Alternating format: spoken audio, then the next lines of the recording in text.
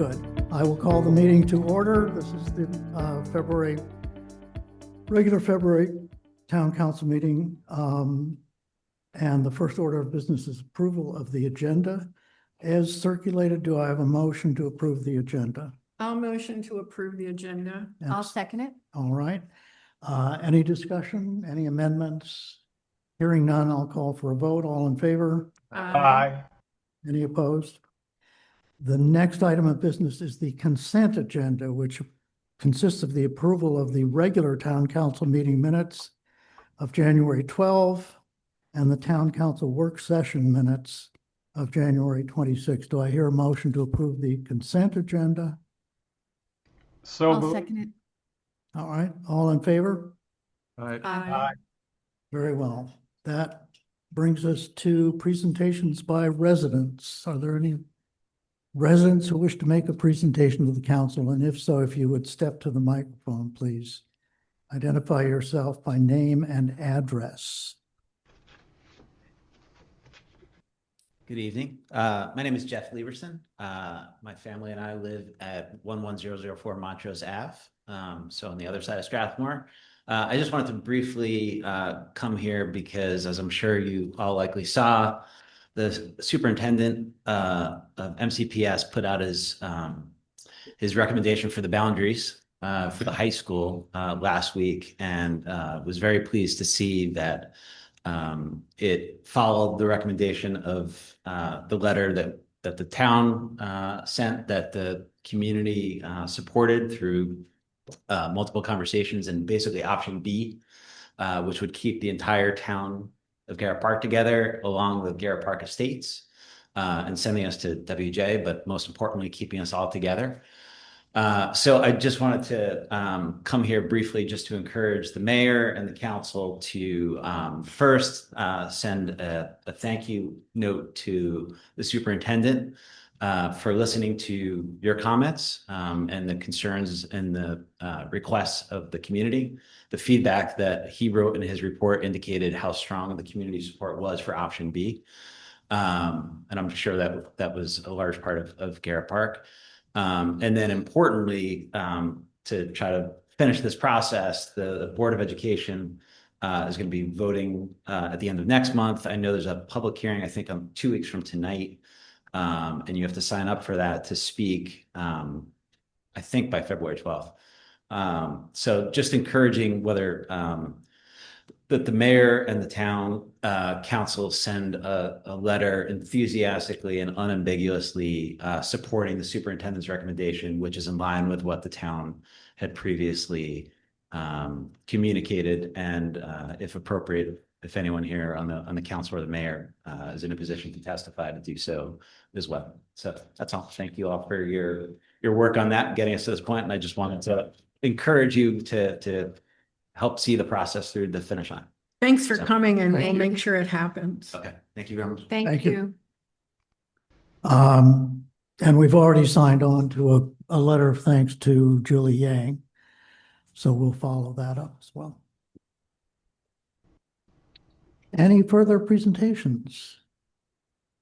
Chris, this is Jack Mandel. Hi, Jack. Is that something that should I wait? Yes. How would you like to be? All right. Just Ladies first. fair enough. Barbara Jackson, 10922 Montrose Avenue, Garrett Park. Close to the microphone. Garrett Park, Maryland. I've got handouts.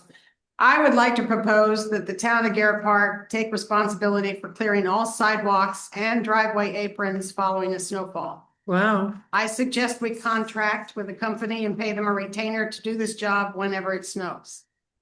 The town has already accepted responsibility for maintaining the state right-of-way along Strathmore, primarily because we knew we would do a better job than the state. The town does the mowing, weed whacking, tree pruning, and clearing acorns from the sidewalks. Yet when it comes to snow removal, the responsibility is placed on the individual homeowners. Let me remind you that many of the residents living on Oxford, Claremont, Montrose, Waverly, Strathmore, and Kenilworth were opposed to the sidewalks, but their opposition was ignored and dismissed. Now the town is insisting that they are solely responsible for their clearance. The justification for installing the sidewalks was that they would benefit the entire town and improve safety. If this is the case, it makes no sense for the town to then determine that clearing them becomes the sole responsibility of the neighbors who have adjoining homes. Yes, the county has the same interpretation for who is responsible for clearing the sidewalks that the town has currently adopted. But one benefit of being self-governed is that we may at times differ from county regulations. I mentioned driveway aprons because our current staff no longer helps push snow accumulation piled up in front of the driveway to the sides.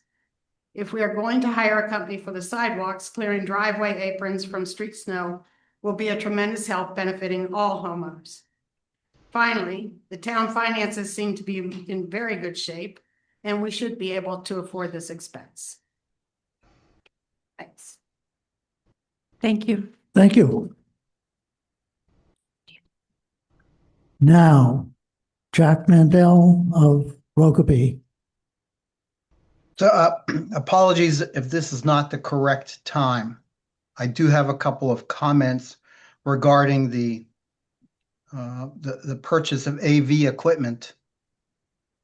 And I wonder if I should talk about that now or if I will be given a chance to talk about it later while you're actually discussing it, if you discuss it. Is this AV equipment for the renovation of the town hall? Yes, ma'am. Okay. Why don't you make your general points now? If there are any specifics that arise during the council's consideration, you may All want right. to jump back in. So I've managed to look at a few of the documents, and I know that it seems that the town is interested in having some sort of capacity to show films, as the Film Society had done up until the pandemic. I'm afraid we haven't gotten back to it, but we did it for 20 years. And in looking at some of the thoughts going into the new equipment, I came away not really understanding if they understood what it's going to take to have proper equipment for Film Society. So the first point is, I'm not sure if the purpose of the AV equipment is really to enable film as well as certainly other uses of AV, but certainly the use of showing films has some very specific requirements that I just wanted to quickly go through, if I could. First of all the different components that we're talking about really need to be looked at pretty individually. I don't want to go into those. Obviously, I'm not going to go into particular models or anything like that. I think that's not appropriate right now. But the choice of a projection screen, for example, should not just be given to someone who says this is a really good projection screen. A projector. The projector has to have the calculations that it can show for a certain distance from the where it's from the installation point to the screen. It's called the throw distance, and not every projector has the capacity to provide throw distance, the correct throw distance. Even if it's an $8,000 projector, it may be designed for a much different environment. I just want to point out that the throw distance really needs to be calculated before you go ahead and identify the projector to purchase. So that's the projector. The screen itself, we currently have a screen right in front of the stage that works very well. It's a drop-down screen. I installed that many years ago. It's a simple, it was a $300 screen. You can buy $1,500, $2,000 screens that come down electronically. That's the town's decision to do something like that, but it certainly should not go at the back of the stage, because people on the sides, like where Chris would be sitting now, would have a hard time seeing that, and it really would kind of detract from the experience. So the projector screen, there are a lot of decent projector screens out there. Just some thought, very simple to use the one that's already there. Take it down and put it back up.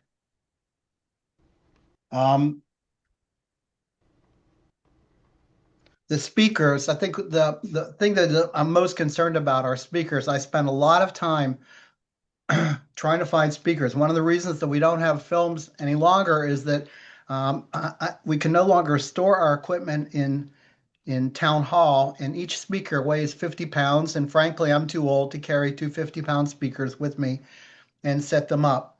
And so obviously they would be set up in any new environment, they'd be set up ahead of time. But what kind of speakers are they? Are they general purpose speakers? Are they designed for sound, just general sound? Are they designed for good dialogue? Are they designed for good music?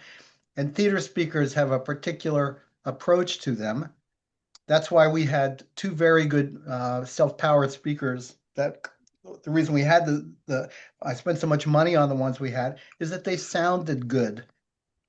So I would encourage the town to make sure before you just buy based on a spec that it can answer the question about whether it can play, how it sounds when you play a DVR. And I'm not talking about looking for music or Star Trek sounds, but dialogue over music, things like that. It takes some thought. The Blu-ray and DVR, along with everything else, I'm sure will be componentized, but it certainly needs to be componentized because everything is going to be changing over a couple of years. New technology will be coming in.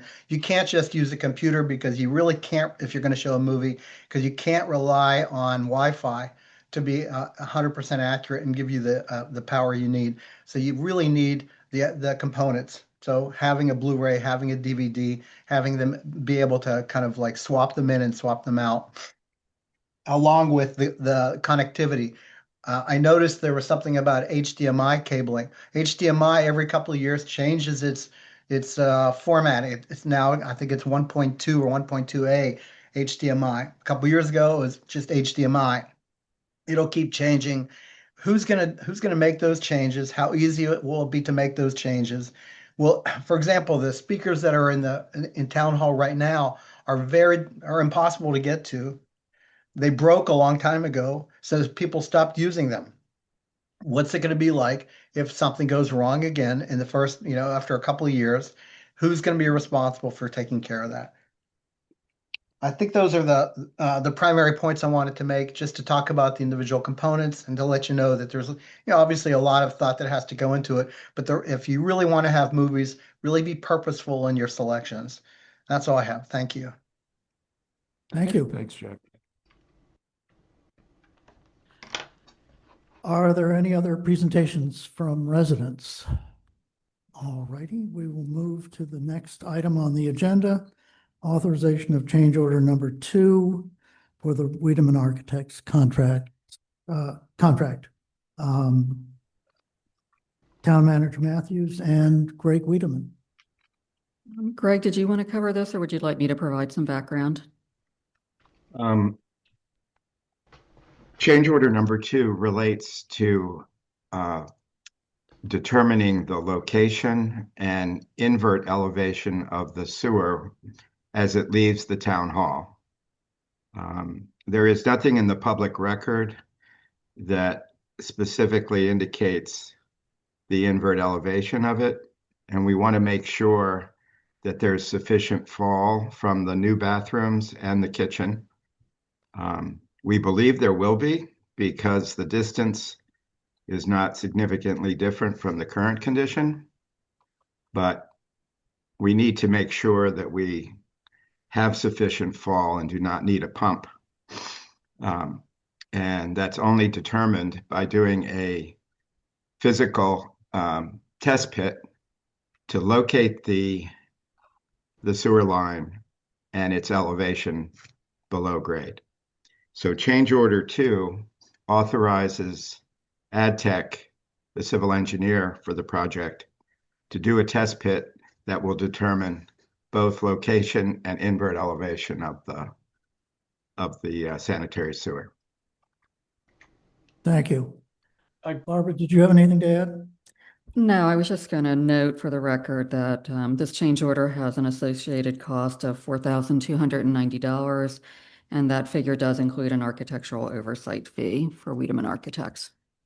Thank you. To get this on the table for discussion, I will entertain a motion to authorize a change order in the amount of $4,290 to the design development phase services contract with Wiedemann Architects LLC. Do I hear such a motion? Can I ask a question? Do we have No, to? no, let's get it on the table. Okay. So moved. Second?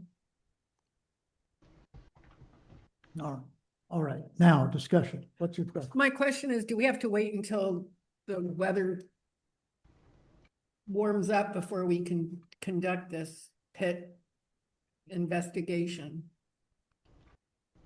I mean, is it gonna hold up the Delay. rest of the, right, No. exactly.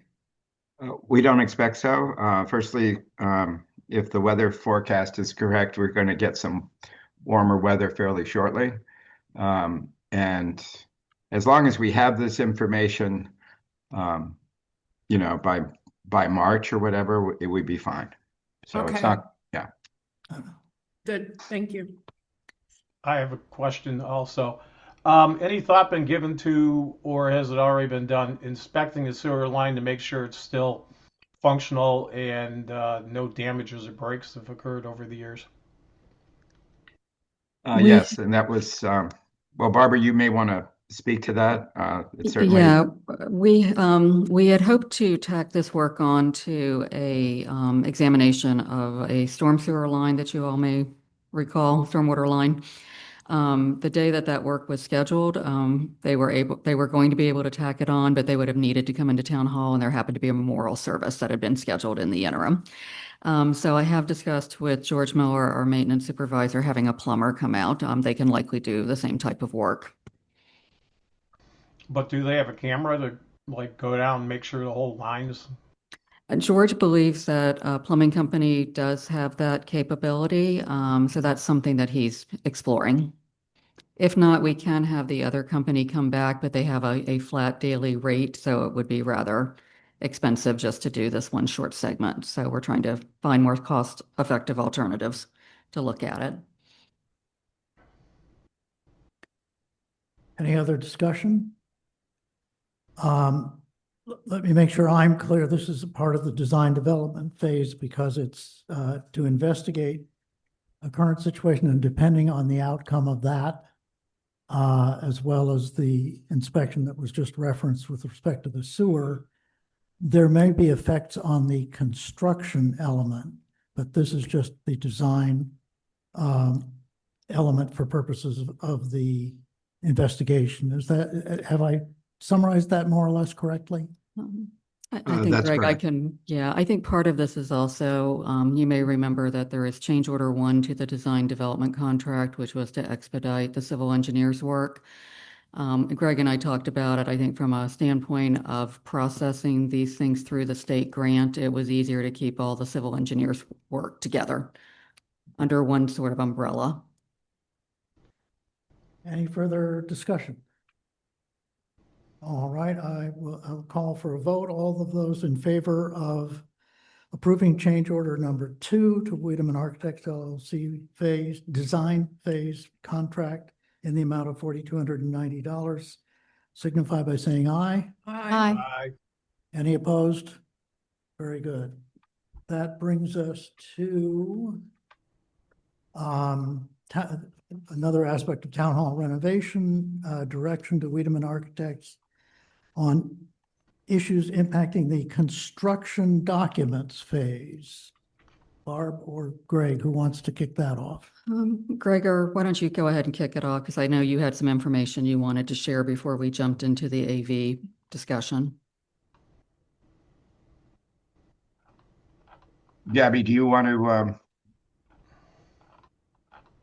to discuss one of the things that came out of our meeting of last in January was the issue of insulating the historic windows in the historic portion of the building. We're interested in improving the both acoustical and thermal properties of the single glazed windows. And we've had some discussions with HPC and I believe at our last meeting, the town council decided to seal the windows, which will will improve the acoustical performance. But we looked at two different options for the insulated window. And Gabby, I think Sure. Gabby prepared a drawing that's, I think, in front of you, in which we were comparing the Indow window system with the slip system. And I think you also have the brochure for the slip system.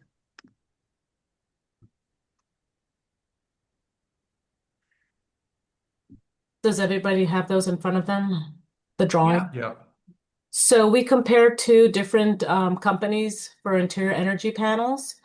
We did the slip panel, which is a metal frame that has tempered glass, and it's applied to the lower and the upper sash of the window. It's very minimal in profile. I think it's the first drawing that you have. There's an overall view of a section drawing showing it in blue. And then there's a detail showing how it would be attached to the window. It's very minimal in its appearance, and it would provide thermal insulation to the existing windows. And with the windows being sealed, it's going to provide greater thermal insulation. The second one company that we looked at was Indo, which I think was suggested at last month's meeting. It's a little bit larger. The frame is acrylic, and also I think it has an acrylic panel. It's a little bit larger in width as well as in the height of the frame. But we discovered that since we have existing window shades, which you can see at the windows currently, which are shown in red on the drawings, that there would be a conflict between the Indo energy frame and the window shade frame. In other words, it wouldn't fit. They wouldn't fit. That's right. Okay. Because the minimum space that's needed isn't allowed right now with the current window shade frame. Because the interior panel would have to go between the window shade and the window itself. Is there anything that would separate Indo from slip in such a way that, knowing that, we would still lean towards Indo?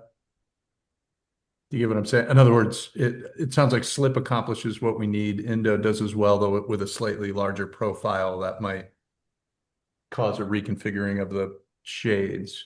But is there a downside? Is there something Indo offers that slip doesn't? Maybe that's the way I should phrase the question. Or is it kind of two options for essentially the same solution?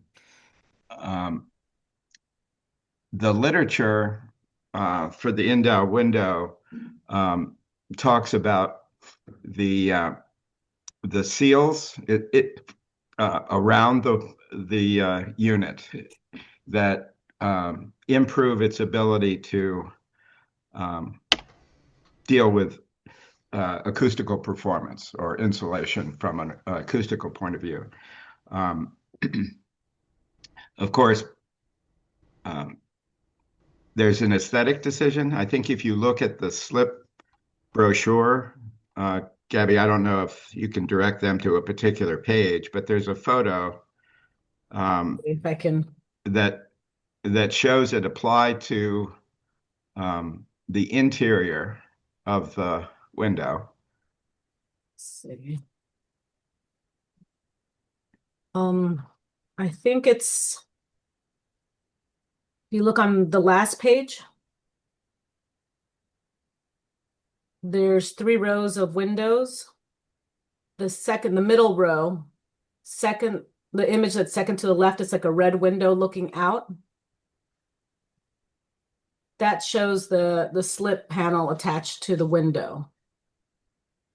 So it's very minimal. It gets painted the color of the sash itself. It largely disappears visually. the Indow is a much more visible interior panel. If you with look at the drawings, the detailed drawings, you can see the slip is, the frame is 3/4 of an inch. And if you compare it to the Indo, it's 1.5 inches in Well, it's what's twice as visible big. in height. Do we have a cost estimate comparison in the two systems? We do not. We do not. I think George got some pricing for the Indow system but I don't know. This particular installation has not been priced because if we were to do the Indow system, we would have to reconsider the decision to keep the shades, Right, and we would have to replace the shades. So I'm pretty Right. confident it would be a more expensive option. And just to remind everyone, these panels are installed on the inside. right. Yeah. That's the preference of the Historic Commission. Right. And so it is our recommendation that the slip system be adopted in order to insulate these windows. To answer the councilman's question about the performance of the Indow system, they may claim that there's a greater acoustic performance. I can't really speak to that, but the fact that the double hung windows are going to be sealed substantially deals with the acoustical problem of a loosely fitting double hung window. Yeah. I have one more question, and I think it might apply to both brands. Do the interior storms, in addition to the thermal insulation, also protect from development of condensation on the interior of the original window?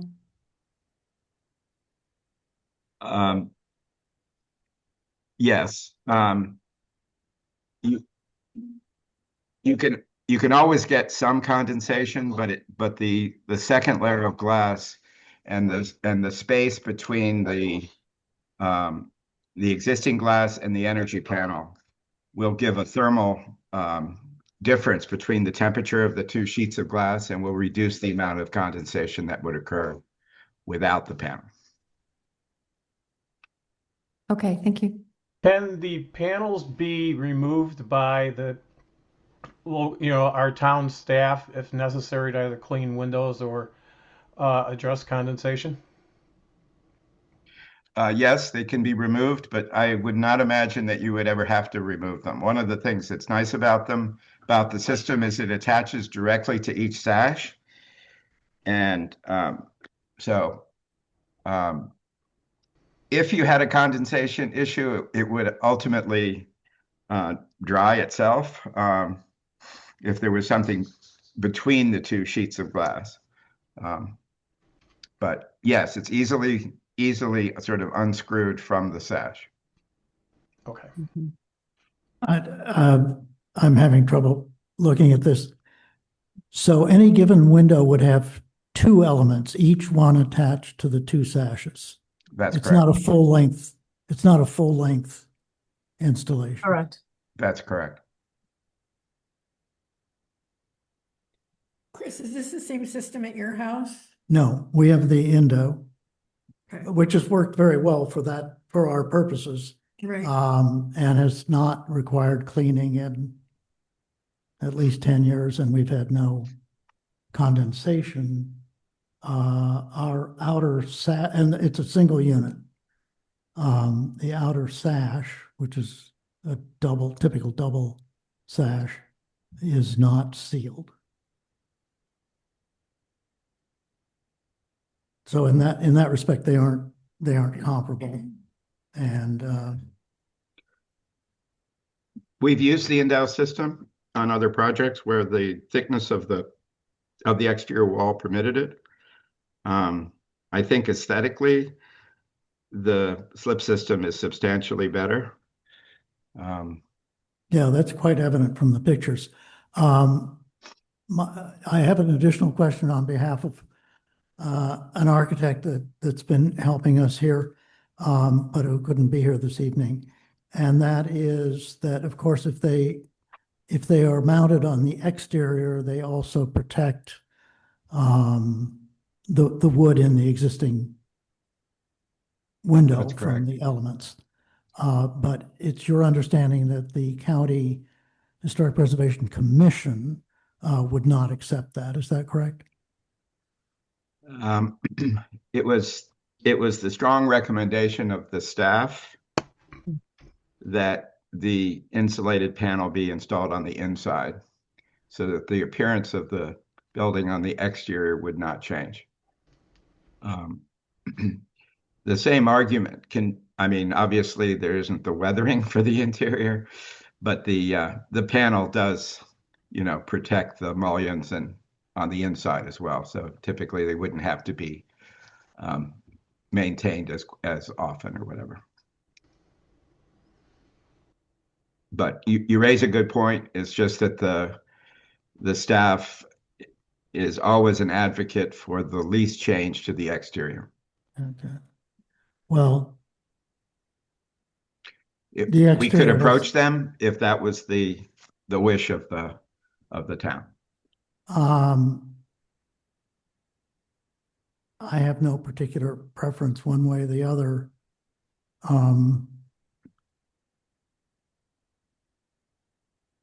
The exterior on the north and south, for all practical intents and purposes, isn't going to be much seen. The east exposure is, and this single window as you enter will be very apparent. So from either side, but particularly the exterior. Yes.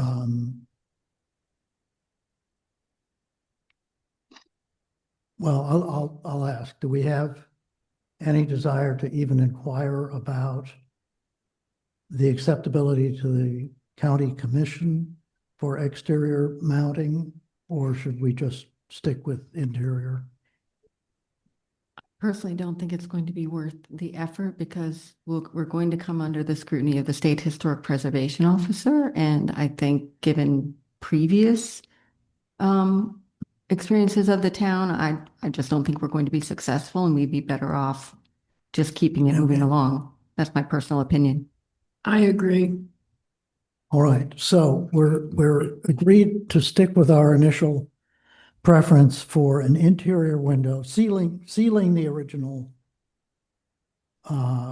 wood double sash and having a double sash, I'm sorry, and having an interior. Do we have a preference? Certainly, as based on the information we've heard tonight, the slip system seems to be more aesthetically compelling. Does anyone have any views one way or the other? I like the slip system, and also I would think it's better to mount it on the inside because I'm not sure how much protection you're really going to get given the fact that a bunch of the sashes already will be exposed even if you mount it on the outside, as I understand it. That's right. Yeah, I mean, in general, it sounds like the slip system is the better choice. If we could maybe have a caveat that if the budget estimate comes back significantly higher than expected, that we get some notice about that as soon as possible to potentially reconsider if it turns out to be far more costly than what we think the endow will cost. Well, The council's, if I may interject, the council's decision to seal these windows has substantially reduced the cost of insulating the windows. The ability of the sashes to move with the slip panel in place requires considerable other work to the windows. The installation we're talking about of a fixed double hung window that's sealed is simply screwing a sheet of glass with a perimeter of 3/4 inch metal to the existing sash. So it's quite straightforward. And I would hope that that would be reasonably priced. Great to hear. That is great. Greg and Gary, just quickly, what I heard was that both from a cost and a functional standpoint, the slip, you would recommend the slip over the Indo. Did I hear that correctly? Both from a cost standpoint and from a kind of a functional standpoint, considering some of the challenges on the Indo. Am I right in that assessment? I'm sorry, I didn't entirely hear the Well, question. the gravamen of the discussion so far has been that the slip windows are not just more attractive from a aesthetic standpoint, but they will be easier to better installation, especially with respect to being able to keep the shades, which we had indicated earlier was a preference. So that overall, the argument seems to favor the slip panel. Would you agree? That is correct. Yeah. Is that what you're driving at? Yeah, no, I think that's right. I know that Greg said specifically that Regatta City specifically didn't have a cost estimate, but because of some of the functionality concerns with the Indo that you had that. We're not holding you to this. I just want to make sure that I heard correctly. That because of some of the functional challenges with the Indo, the slip would most likely be more economically beneficial for us as well. If that's not accurate, just don't get them off base, but that's what I thought I heard. I thought because of some of the challenges around the functional side of the Indo, the slip would be beneficial for a number of reasons. Hey, sorry to interrupt here, but I can barely hear you. Yeah. Mr. Stroud, I believe that you might want to use Jerry Lee's mic because it's like you're being picked up from somebody else's mic. And I can't. Can you hear me now? Oh, Yes. Yes. Thank you. Oh, I think my mic was off. All the brilliant things I said to this point, we'll have to go back. But apologies. Yeah, my question was, Jerry Lee made a good point that we don't have a specific cost estimate, but if I heard you correctly, from a functional standpoint, because of the challenges with the Indo, that it was very likely that the cost for the slip as well as the functional restraints you would recommend it for both of those reasons, correct? Not just from the functional standpoint, but also from a likely cost standpoint as well. Although I know we don't have a specific cost estimate. That is correct. Okay, thank you. Anything further? Lisa, Not from me. Chris? Okay. This is just direction. We don't need to take a vote, but I sense actually unanimous consensus for the slip energy panel system. Is that sufficient for your needs? Do you need anything further from us on that issue? Yes. Yes. Okay. The other items that we wanted to just bring to the council's attention was consistent with with the discussion in the January meeting. We have revised the crawl space consistent with those decisions. The decision to not excavate below the historic portion, but to encapsulate the existing crawl space and to lower the new crawl space to a 3-foot clearance with a slab and insulation below and the encapsulation that was proposed by the JES company in our previous discussion. And we've exchanged those changes with both the structural and the mechanical engineers. And they are proceeding with developing their construction drawings. And we have passed along Councilmember Schultz's comments and questions to the engineering consultants who are reviewing them and will be commenting on them. One decision that was made at January meeting related to the double doors and the double doors leading into the main hall from the parlor, and the single door or the pair of doors, I'm sorry, leading from the foyer into the main hall.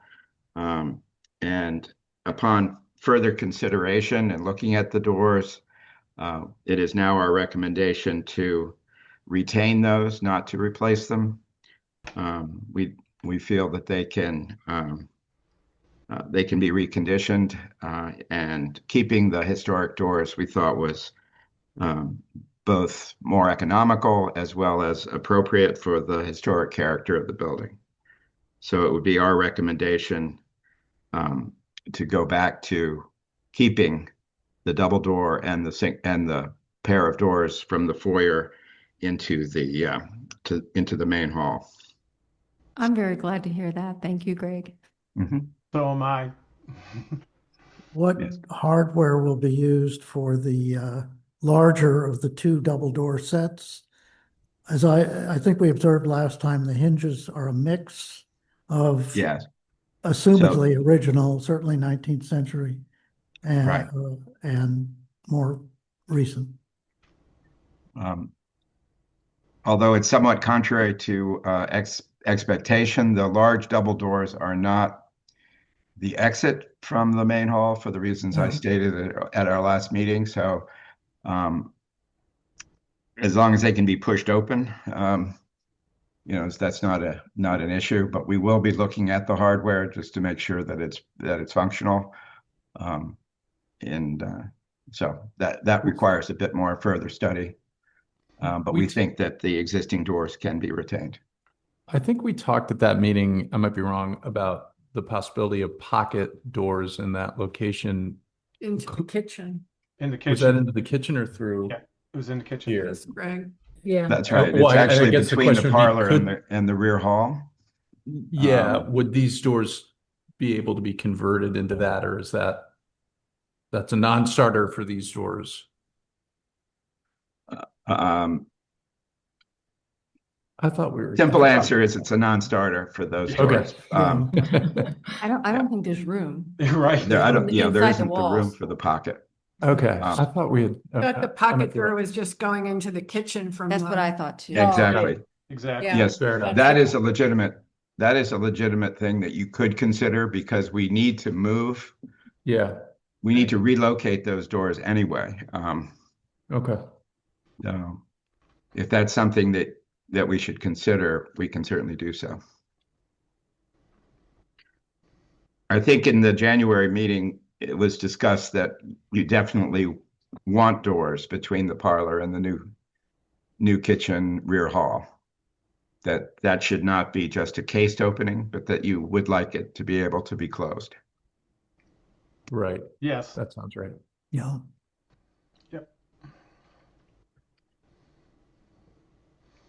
One thing in reviewing some of the specs is Greg had proposed that they use ball bearing hinges, which are nice, and it would allow the doors to swing a lot easier.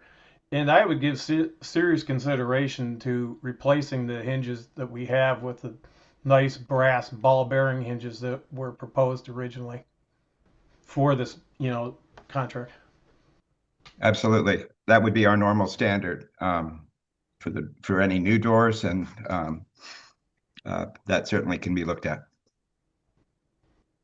So let me understand, the existing hinges on the large double doors in this room would not be salvaged, new or old? I'd rather not speak to it until I actually see what the condition is. Okay. But I think if they are historic and they're functioning well, we would keep them. I think the ball bearing makes it a lot easier to swing. So we just need to look at the condition of them and just confirm that. Okay. What's the next item that, on which you need direction from us? Or from the council? Well, attached is a series of questions that we have that just illustrate the kinds of questions that we would like to ask the town. We don't, it would be our hope that the questions that we've identified, I think there were a dozen or so that we asked, could be decided by a design committee rather than waiting for the monthly meeting of the town council. So we were hoping that there'd be some discussion of the town council on how you might move forward in being able to promptly give us answers to questions like whether or not the bathroom fixtures are whether you have paper towels or a hand dryer, and all the way down to that sort of thing. So we were hoping that we would have, typically on projects like this, that where we've worked with towns and congregations, there has been a design committee, and we could meet with them every 2 weeks. We could bring the decisions to the council if that was necessary, but it's more efficient if there was a mechanism to answer these questions in a more timely manner. These are specifically the questions at the end of attachment 2, not That's the right. questions Yes. related to I the. think so, correct. yes. Okay. I would just say, I think, Greg, based on our prior discussion, I assume these issues would either default to the design committee that Mayor Keller set up, or many of them seem appropriate to discuss with George Miller, our maintenance supervisor, since he has responsibility for building maintenance. So I had included the list mainly to keep you all sort of in the loop of some of the issues. But I, as stated in the staff memo, I did so for informational purposes only, assuming you all are comfortable with that approach. Being that I'm the genesis of some of those, I would like to be included in some of those discussions so I can answer any questions or explain why I asked the question. That's all. Yeah, and actually Greg and I had talked about that, Phil, that you might want to be involved in some of the discussions.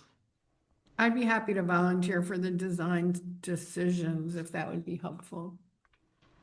All right, are we modifying the direction that we agreed upon, I thought, last month?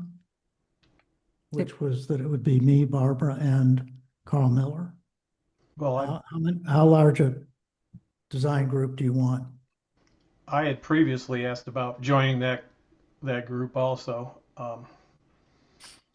Yeah, I thought that was qualified by technical elements.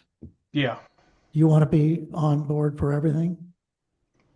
if we can get a standing meeting going, that would be great, and then I could do anything and everything. Otherwise, just some of the questions I've asked here, for example, would be a big part of it. Mhm.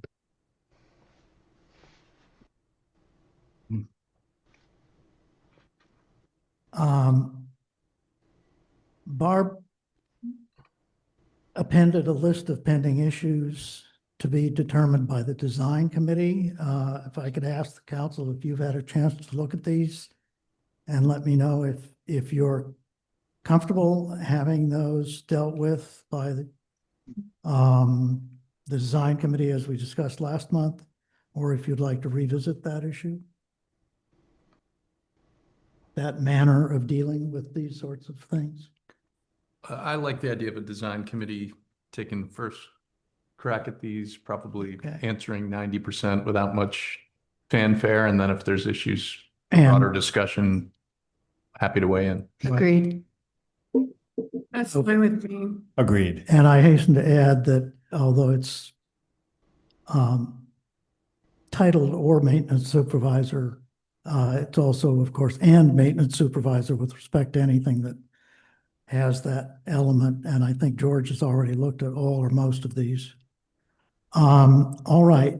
Then we have a different class or another class of questions that seem a little more overarching, that Barb set out at page 2, unnumbered page 2 of her memo, pretty much right in the middle. There are 5 bullet elements. If I could just ask the council to direct your attention to that and let me know if you would like those handled by a design committee or other subset, or if you want to deal with them as a committee of the whole.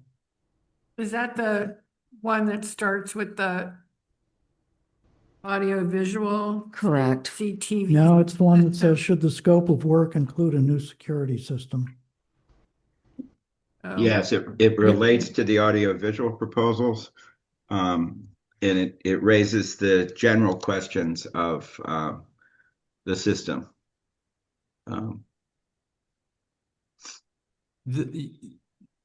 Yeah, well, so it may be worth talking through a few of these as general questions. Then there's a lot of specifics related to the audio-visual. I'm sort of interested in that. Mhm. I'm not necessarily volunteering myself, but that almost feels like a slightly separate bit of work than some of the decisions that the committee you're describing would need to take on, and really starting with grounding ourselves in like, what are the true audiovisual needs anticipated for the space, and how do we get there? So I don't know if that, I hate to get too committee crazy, but if a second group needs to be formed to really look at the intricacies of AV tech. Let me ask a threshold question, if I may, Greg. Were you given what is, I believe, in architect speak, a program for purposes of anticipated uses of town hall as they bear on things like AV? So Greg, just to may- remind everyone, back in March of 2025,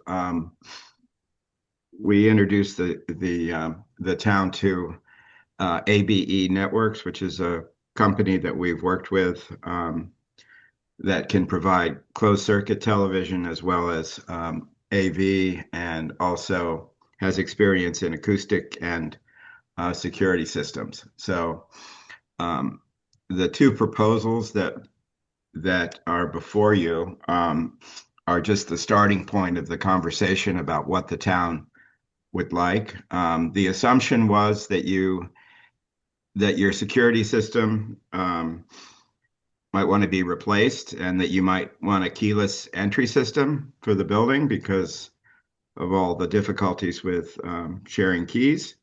That you would like an upgrade of your closed circuit television system, and that I believe it was just stated that some of your speakers are not functioning, so having speakers was important. And then a larger kind of, well, in addition to that, you would want to improve the acoustics in the room for meetings, just like this one. And let's see, that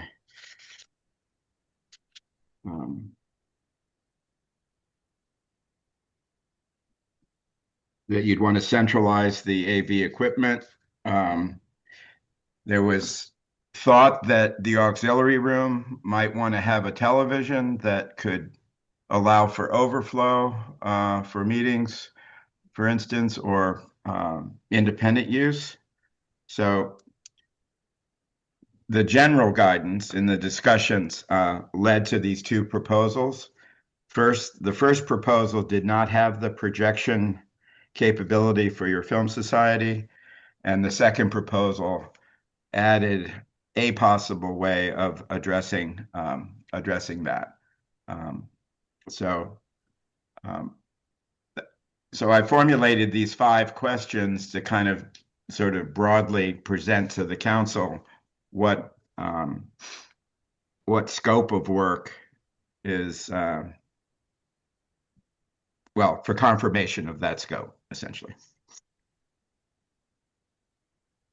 Well, from a cost standpoint, I would propose that we consider reusing this screen and not doing a keyless keypad control motorized screen and 163-inch motorized screen surface mounted. If we can use this screen, it probably would save us some money, but that's just my thought. Mhm. My recollection, and Greg, correct me if I'm wrong, but I thought ABE said that as we upgraded some of the projector equipment, they felt that the screen may not be compatible. That's my recollection, but I could be mistaken. That's my recollection, but the gentleman that spoke about the needs of the screen Yeah. and the projector is obviously more knowledgeable about what their needs are. So Yeah, than both I of really us. can't speak to that. Neither. Well, Oh, sorry. no, I think the overarching concern there is to make sure that they're compatible. And maybe we should go about it by starting with the proposition that we would like to preserve this screen, both in terms of its location, because if it's surface mounted at the back of the hall, there's a portion of the front of the hall that can't see it. Right. And also in terms of the mechanism, and I may be showing my Luddite tendencies, but I think if it's a manual operation that hasn't given us any problems that I know of to date, there's no particular reason to go to a mechanized system. And for that reason, I'd like to get the council's opinion on whether we should look at whether there are projectors, and it would have to be a ceiling mounted projector, but I assume that the distance from the projector to the screen could be calibrated for various purposes. And I'd like to look at what we could do in the way of a ceiling mounted projector that would be compatible with the existing screen. And since that's a subcontractor, I guess, Greg, we would just be asking you, does that seem to make sense from your standpoint? Well, with the permission of the council, what I recommend is we start on this, instead of jumping to number 5, let's do the first 4, which are easier. Okay. I'm glad you think so. Okay. The first is Could I ask a favor, though? Could we Yeah. first define CCTV? I thought it referred to both interior and exterior security systems. And it appears from the context here that we're just talking about interior closed circuit television. Is that correct? currently, yes. Okay. And that would be, So, oh, So the first is you have a security system for the building that I don't know how it's functioning or whether it's functioning well. And you have key access to the building. Is it the town's desire to have a new upgraded security system and a keyless entry for entry to the building? I would think, Yeah, I believe that's, yeah, yeah. absolutely. I mean, we're gonna need to revisit the security system anyway with all the changes to the building. And then I know there's been a lot of discussion around keyless entry, and I think we want to pursue that. Definitely. I would agree. And also, with some of the changes to the building, I think some additional inputs, especially from like the sprinkler system and so forth, will need to be handled Yep. with the security system. Absolutely. Absolutely. So that's the first point. The second point is that you have an existing system where you broadcast these public meetings. Are you interested in upgrading that system and having and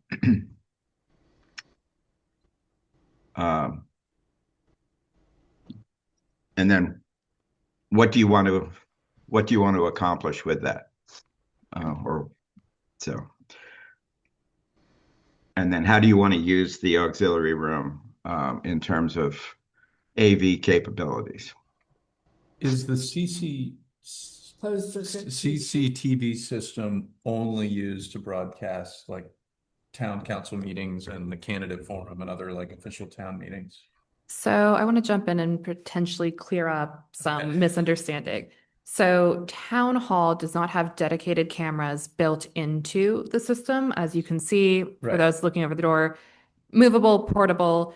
I think what Greg and Gabby are asking is, does council want to move to perhaps a more security-oriented camera posture where we perhaps have interior security cameras akin to some of what's been installed at Penn Place, just that if there's ever an incident, we have the ability to go back and review what happened and when.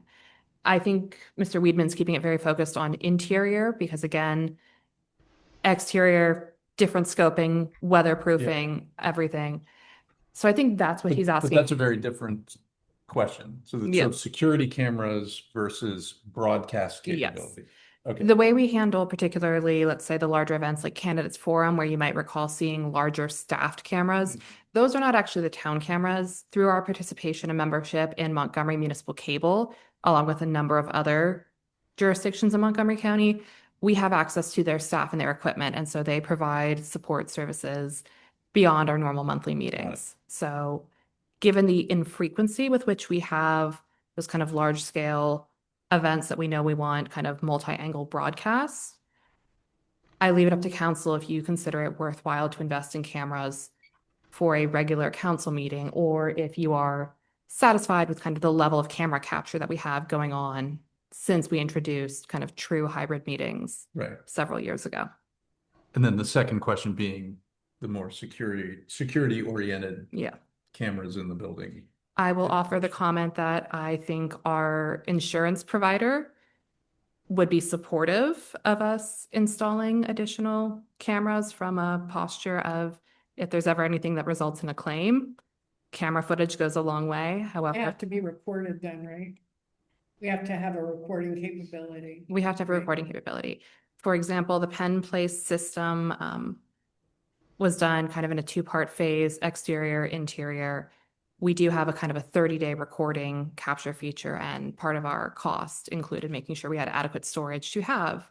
Right, we post that Yeah. footage and then it deletes. Yes, so on day 31, it overwrites the day one footage. Right. So there are options to do that, but I think Mr. Weedman can kind of speak more to how that would have to be incorporated along with all the other design elements, if that is something council wants to pursue.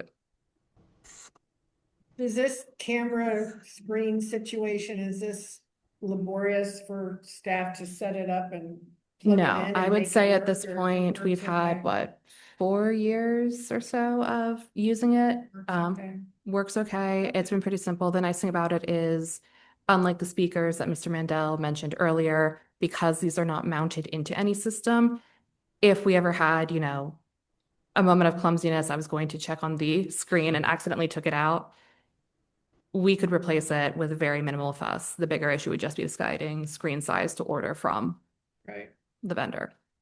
I personally think the current system is fine. Chris kind of brought up an interesting point, which we're all working with right now, which is that you've changed, if you will, the venue within the building of where the council sits. And if you went to a fixed system, you'd either have to have 2 sets of cameras or more, or if you use the portable system, it's very easy to adapt to either way of presenting. Yeah, my point was not so much fixed cameras and screens as pre-existing plugs that might obviate some of this wires we have running all over. Is there such a thing? You put in wire chases I mean, that are sufficient to anticipate the kind of issue that Jack was raising earlier, which is by the time this job actually gets underway, there will have been 2 wholly new generations of audio equipment. So you don't want the fixed equipment, but you want the infrastructure that allows you to pull the more advanced HDMI cable or whatever. Right. But And is my assumption that providing outlets for that are built in helps obviate some of this clutter we're looking at right now? I would think so. And I would also go on to say that with some of the newer equipment, depending on what we do, we might be able to reduce the number of wires, but it goes back to something I had proposed many years ago of running some conduits here and there to accommodate changes in wiring, cabling, and so forth as the years progress. Greg, Do you have want a any thoughts? television? Do you want a television in the main hall? In the back room? No, let's just stick one room at a time. I think what I heard earlier was, yes, we want a television, but we don't necessarily need a fixed one. And the staff is of the opinion that setting up in our current fashion is not so onerous that a fixed screen would really build in that much more efficiency. So you have a relatively small television on a portable stand. Is that how you function currently?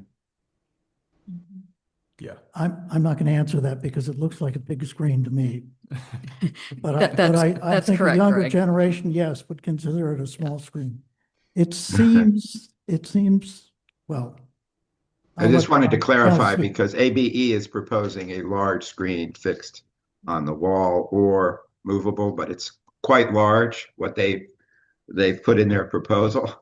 So I just wanted to identify what the needs are of the town. Well, I guess that's, and I don't want to take us back to the very, very beginning of our conversations with ABE, but that's where I don't know. I'd be interested in going back to look at what exactly they were provided in terms of like, here is what we need this space to be able to do. We have council meetings that get broadcast.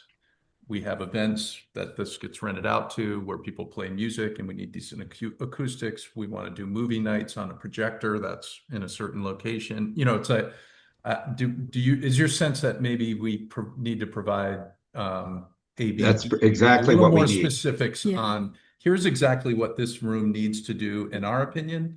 Exactly. Tell us how to do it, and then come to us with other ideas too about Yeah. things that can be done. Yeah, if I can take everyone back. So what happened is we had an on-site meeting that Wiedemann had arranged back in January, I think it was, of 2025. It wasn't a lengthy meeting. It was sort of a kind of a casual conversation about what we might want. And part of this was just trying to get some rough order of magnitude cost so that as you all were contemplating how to move forward financially, we couldn't ignore this. It's a six-digit cost.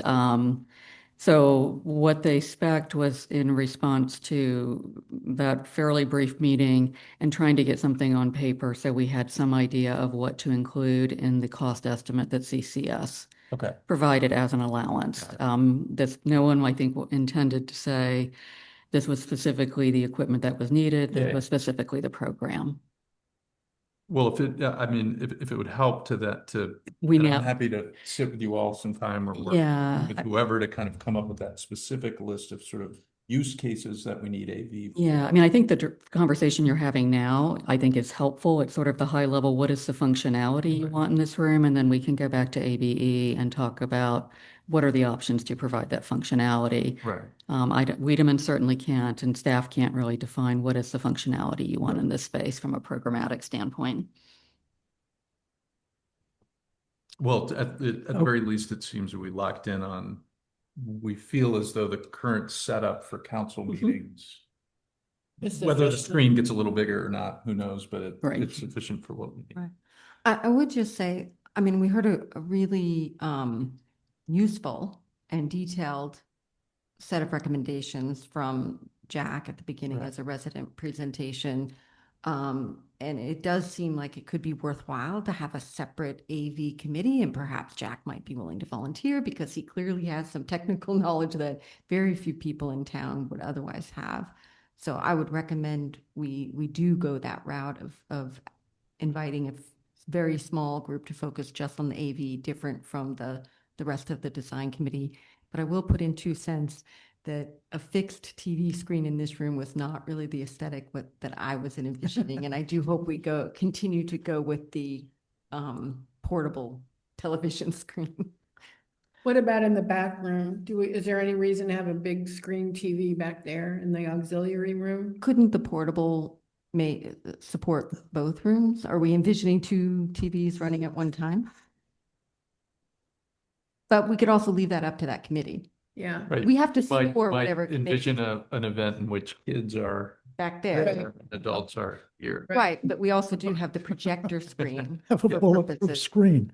That's where my brain Uh, goes. If I could just interject to council, the one thing that might be worth considering is the versatility of having a second screen so that this council screen can remain kind of clustered with the equipment that's Mhm. commonly used for meetings. Accidents happen. We know this as a fact of life. I don't think we'd ever want to wind up in a situation where someone else has that klutz moment I talked about earlier.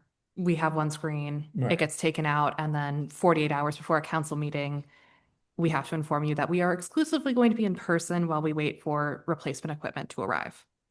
That's, I think, one element of potentially having a dedicated screen that is potentially made available to the public. As it currently stands, the camera, the screen, the audio equipment that you use for council meetings is not made available to the public for rent or use when they're in town hall.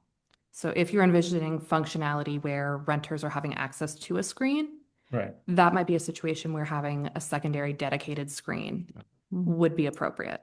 That's helpful to know. Yeah, we just have to keep in mind that we're either storing or we are fixing, perhaps in the back, a screen. So Right. storage starts to add up. Right.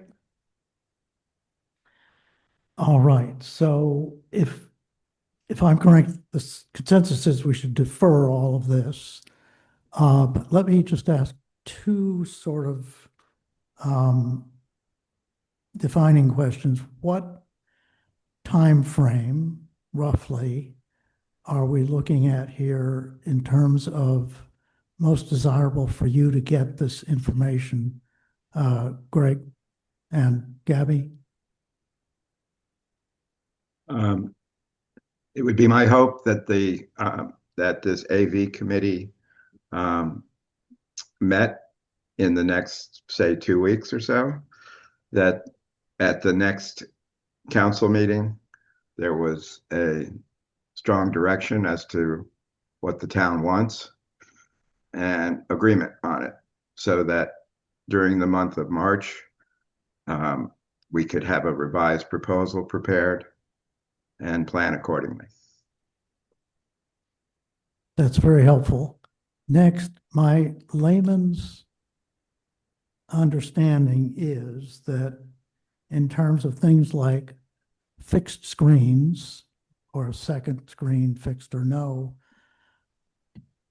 there's a premium on not doing things that preclude that for later determination, and also for providing infrastructure to add that more easily later without difficult after the fact construction. I'm not phrasing that very well, but yeah, it would be our recommendation that the town decide what they want and to have the contractor install that as part of the scope of work. I think the suggestion of having conduits for future wiring, additional locations for access is all part of the description of the system that would be going in. That would make it easier for changes in the future. I think it's best if if there is equipment involved, that there'd be a single responsibility for both wiring and the equipment, and that it's delivered to the town in a functional manner that meets your needs. All right. Is there anything further that we would like from Greg in order to facilitate a subgroup that could give him the information in a month's time? Okay. I think that does it. Thank you. Without being too pushy, we would like to know when we can meet with the design committee and when we can meet with the AV committee. We'd like a date in the next 2 weeks. Okay, and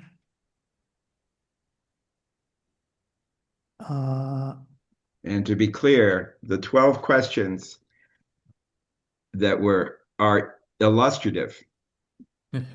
right. They are illustrative. So the hope is that we don't have to, show faucet to each of you and decide which faucet to choose. So we need to have that structure in place fairly quickly. Otherwise, we're going to be losing time and not having answers that we need. And well, we'll cross that bridge when we get to it as to whether those meetings need to be in person or not. Yeah. Okay, anything further?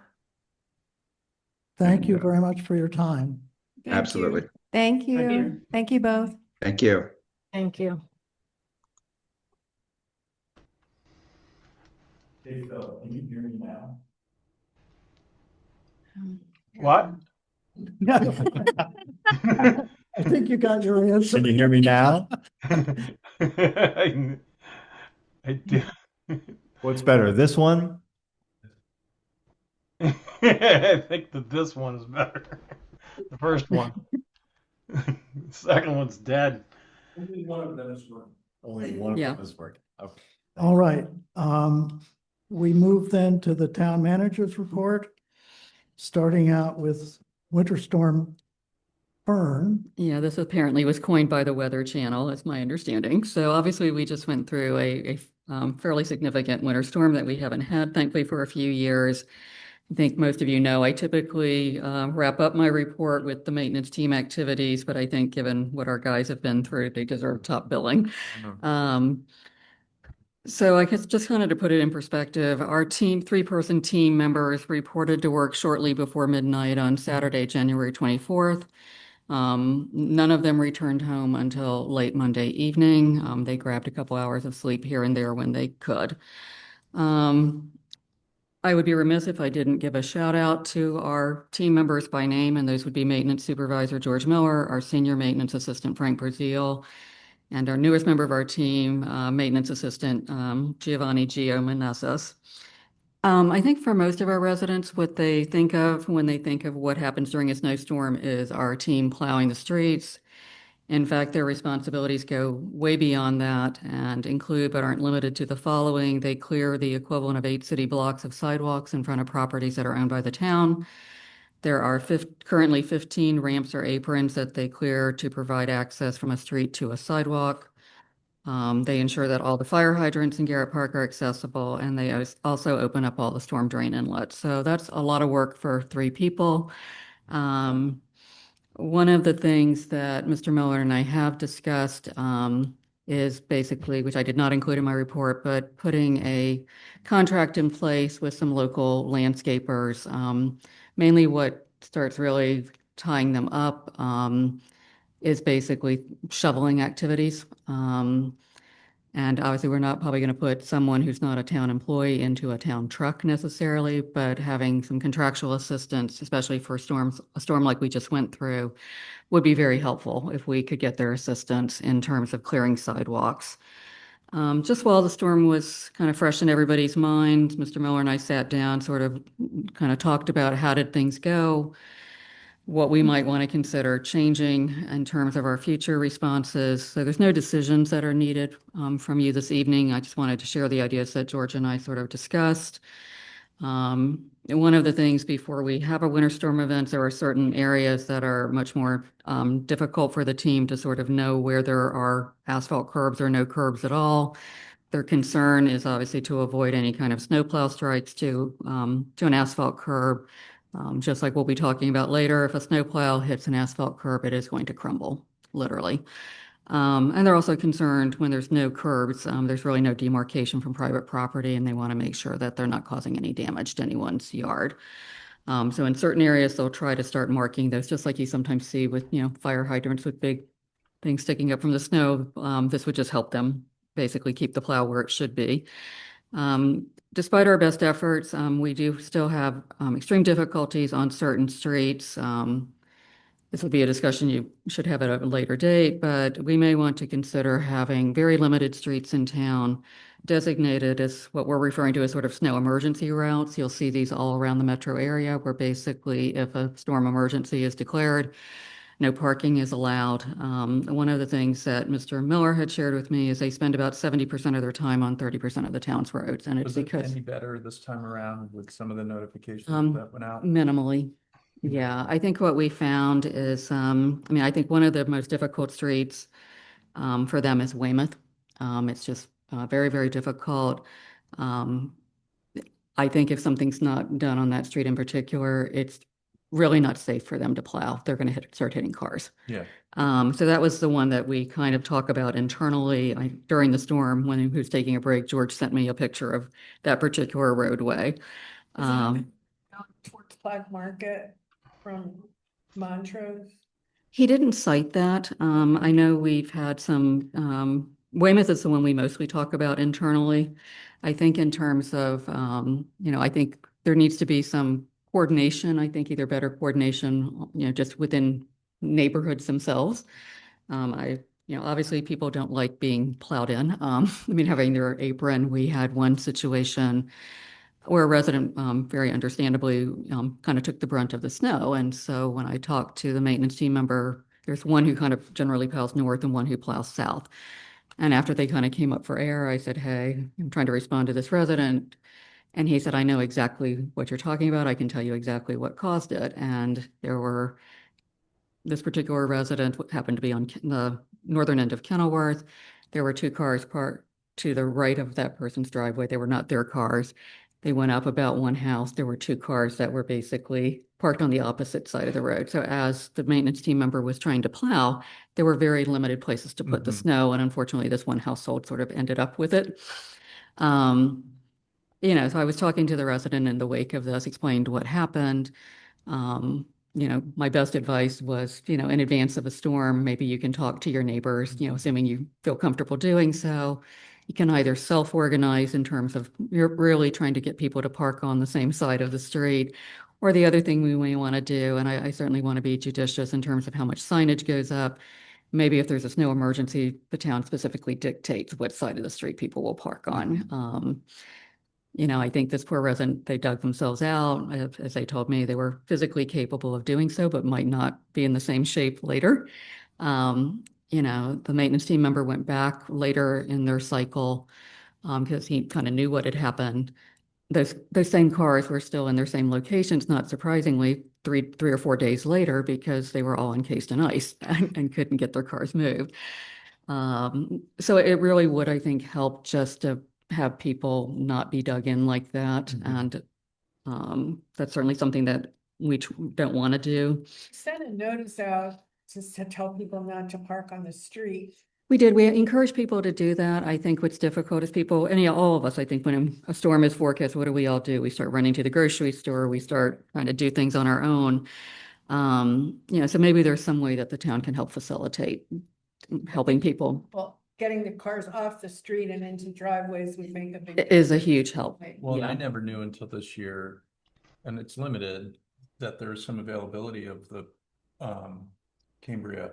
Oh, down like this. Because we're on such a grade, we get stuck. So Yeah. I parked the car down there. So, I mean, there's, Yeah, I think there's just some messaging that we might, or Well- things that we can help facilitate. Sure. That's great. Percentage, do we, the latest and greater percentage of folks that are on constant contact? Kayla would know for sure. So we have at this point, I want to say about 315 email addresses. That doesn't necessarily mean that we're getting 315 households of the approximately 361 to 365 in Garrett Park. What I can say is we do have some folks we know who do not currently live in town, who are keeping up with town news because they have an elderly relative who, as they age, has not kept up with technology, and they find it easier to just have their child handle it. I can say that we do have, if I had it pulled up in front of me, we do have specific targeted lists that are street specific. Mayor Keller worked with Jeanette Lichtenwallner to get out some targeted communications in advance of the storm, particularly on streets where we knew that we had historically had issues. Unfortunately, I think when we are gearing up for a storm like this, where everyone's being bombarded with school cancellations, OPM notifications about your work status, the general weather alerts, the which grocery store currently has, bread, eggs, milk, and whatever else. I would just say, I don't think there's enough salt in Montgomery County to actually do anything at this point, but I think we unfortunately just have a situation where we're competing for attention with a number of other messages. And we come back to, as Barb pointed out, that very human nature of having to run those errands, wanting to minimize kind of your risk of particularly slipping and falling. We see a number of insurance claims every time we have a major storm of people who unfortunately lose the fight with gravity. And so I think it's really unfortunately something that neighbor to neighbor, peer to peer, as you see it, talking with your neighbors and encouraging them to park on the same side as you, or being willing to move your vehicle to park on the same side as them. This storm was remarkable. I've never seen anything like it. Having worked on them from cabins, it's really unbelievable. Yeah. But I guess aspirationally, we would love to have that number in the 8s, in the 9s. Like, where do you think we would? Hey, can you speak up? Because I can't hear you. I'm sorry. So Councilmember Sorry, Shields was Phil. asking about the kind of ideal target number for constant contact. And I think one of the things we always want to keep in mind is I can send out messaging to our approximately 315 contacts, but I also see the breakdown of who actually opens our message, who clicks through the link to read the kind of snow emergency procedures, the Argyle Sledding Hill notice. I think we really, for all that we can try and target, I would say kind of the ideal pie in the sky number is 500 people. That means realistically, we probably have an adult in 90% of the Garrett Park households. I'm aware that there are Garrett Park households where one person is signed up. I'm aware there are Garrett Park households where we have 2 or 3. well, there's also, not to get too far down a field and sort of comm strategy, but almost every message that is sent from the town should be forwarded to the town forum and probably the parents, Garrett Park parents email listserv as well. Like I did that with the snow one. A lot of people then were like, they literally thought I sat down and wrote it. But you know what I mean? Like as a general practice, I think we need to make sure the town emails are getting distributed to those lists, which I think are more widely read. That's fair. I will say there are problems with the town forum. Some of us receive and are unable to post on the town forum since it switched, are unable to post on the town forum since it switched over. And I've not seen any advertising about how to get onto the town forum since it switched over. So I just want to say for the record, it's not just a communication problem with constant contact. We also have problems with the town forum as managed by the CA. Yeah.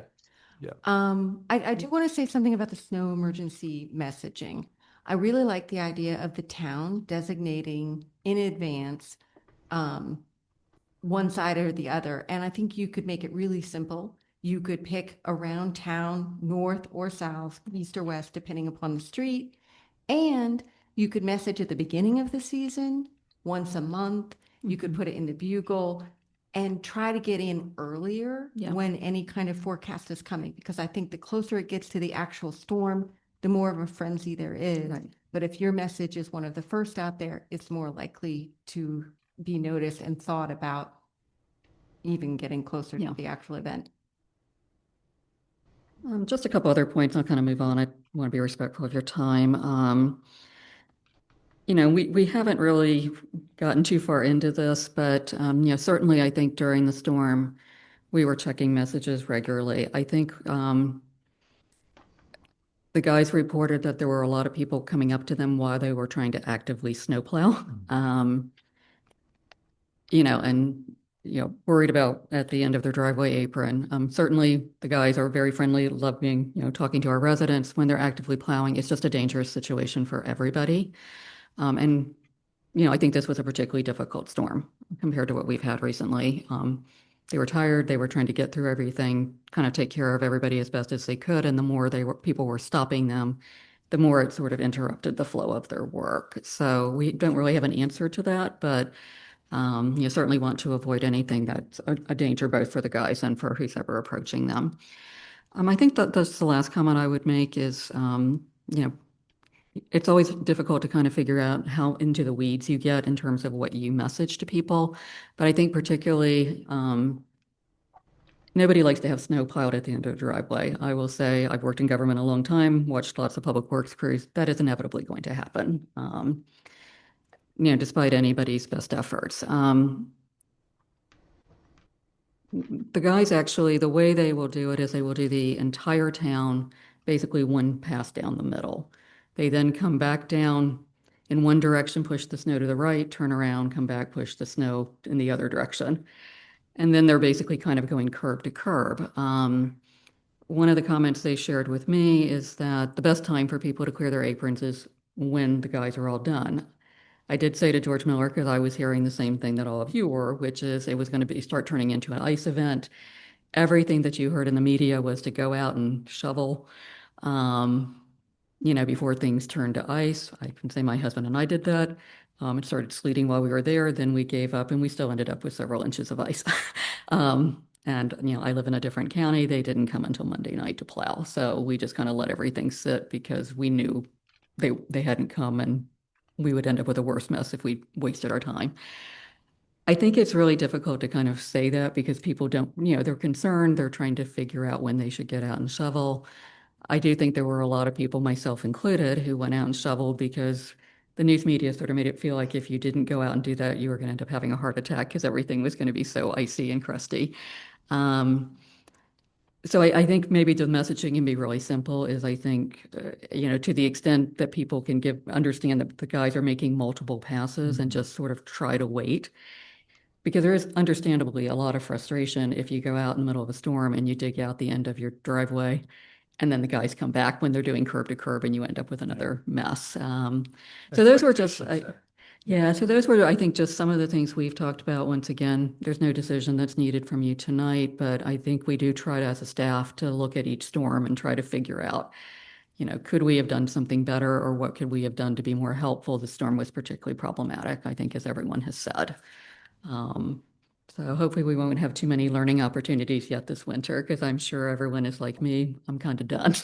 Barb, what do you think about the proposal to have somebody else subcontracted to take care of it and not put it on the residents' shoulder? Ultimately that's a policy decision. I will say that one of the Chevy Chases, I think does more than we do. And during the storm, there was an email exchange with among all the smaller town managers with this one person in one of the Chevy Chases. Nobody was finding anybody. Even people that they had under contract were simply overworked. I think it's just, as everyone said, this was a unique event. Somebody put out a plea who did have a contract and said, this is turning into a nightmare. We've committed to doing this. Does anybody have anybody? They threw out names of whoever they used, for whatever work they were having done in a storm. And the response was nobody can take anybody on or our contractors are struggling too. Because a lot of the small municipalities do not have their own public works staff. They rely solely on contractors to plow even. ultimately, like I say, that's kind of your decision whether or not you want to take that responsibility, and shift that from residents to the town government. I do think it's telling the stats you put in the monthly report about how many equivalent city blocks our town crew It's did pretty clear staggering. Yeah. without taking on the rest of the sidewalks. Yeah, and what especially they try to focus on, there's certain key intersections that they try to help with, which was like Strathmore and Kenilworth, because everyone kept thinking the schools would open. There's a couple areas that they know where there's a lot of kids who are walking to school. Um, I think after everything stopped and a couple of days went by and they were, had really finished tackling our own property, they did try to go back to some of the other intersections because I was getting calls, and basically, like I know, Jerry, you mentioned you'd seen Frank out there, to take the plow out and basically essentially try to break it up into pieces to at least help. I think just recognize we've been through Snowmageddon during my time since my husband and I moved back east. We've been through this ice event. Those kind of events are very severe, and there's always going to be limited resources and people.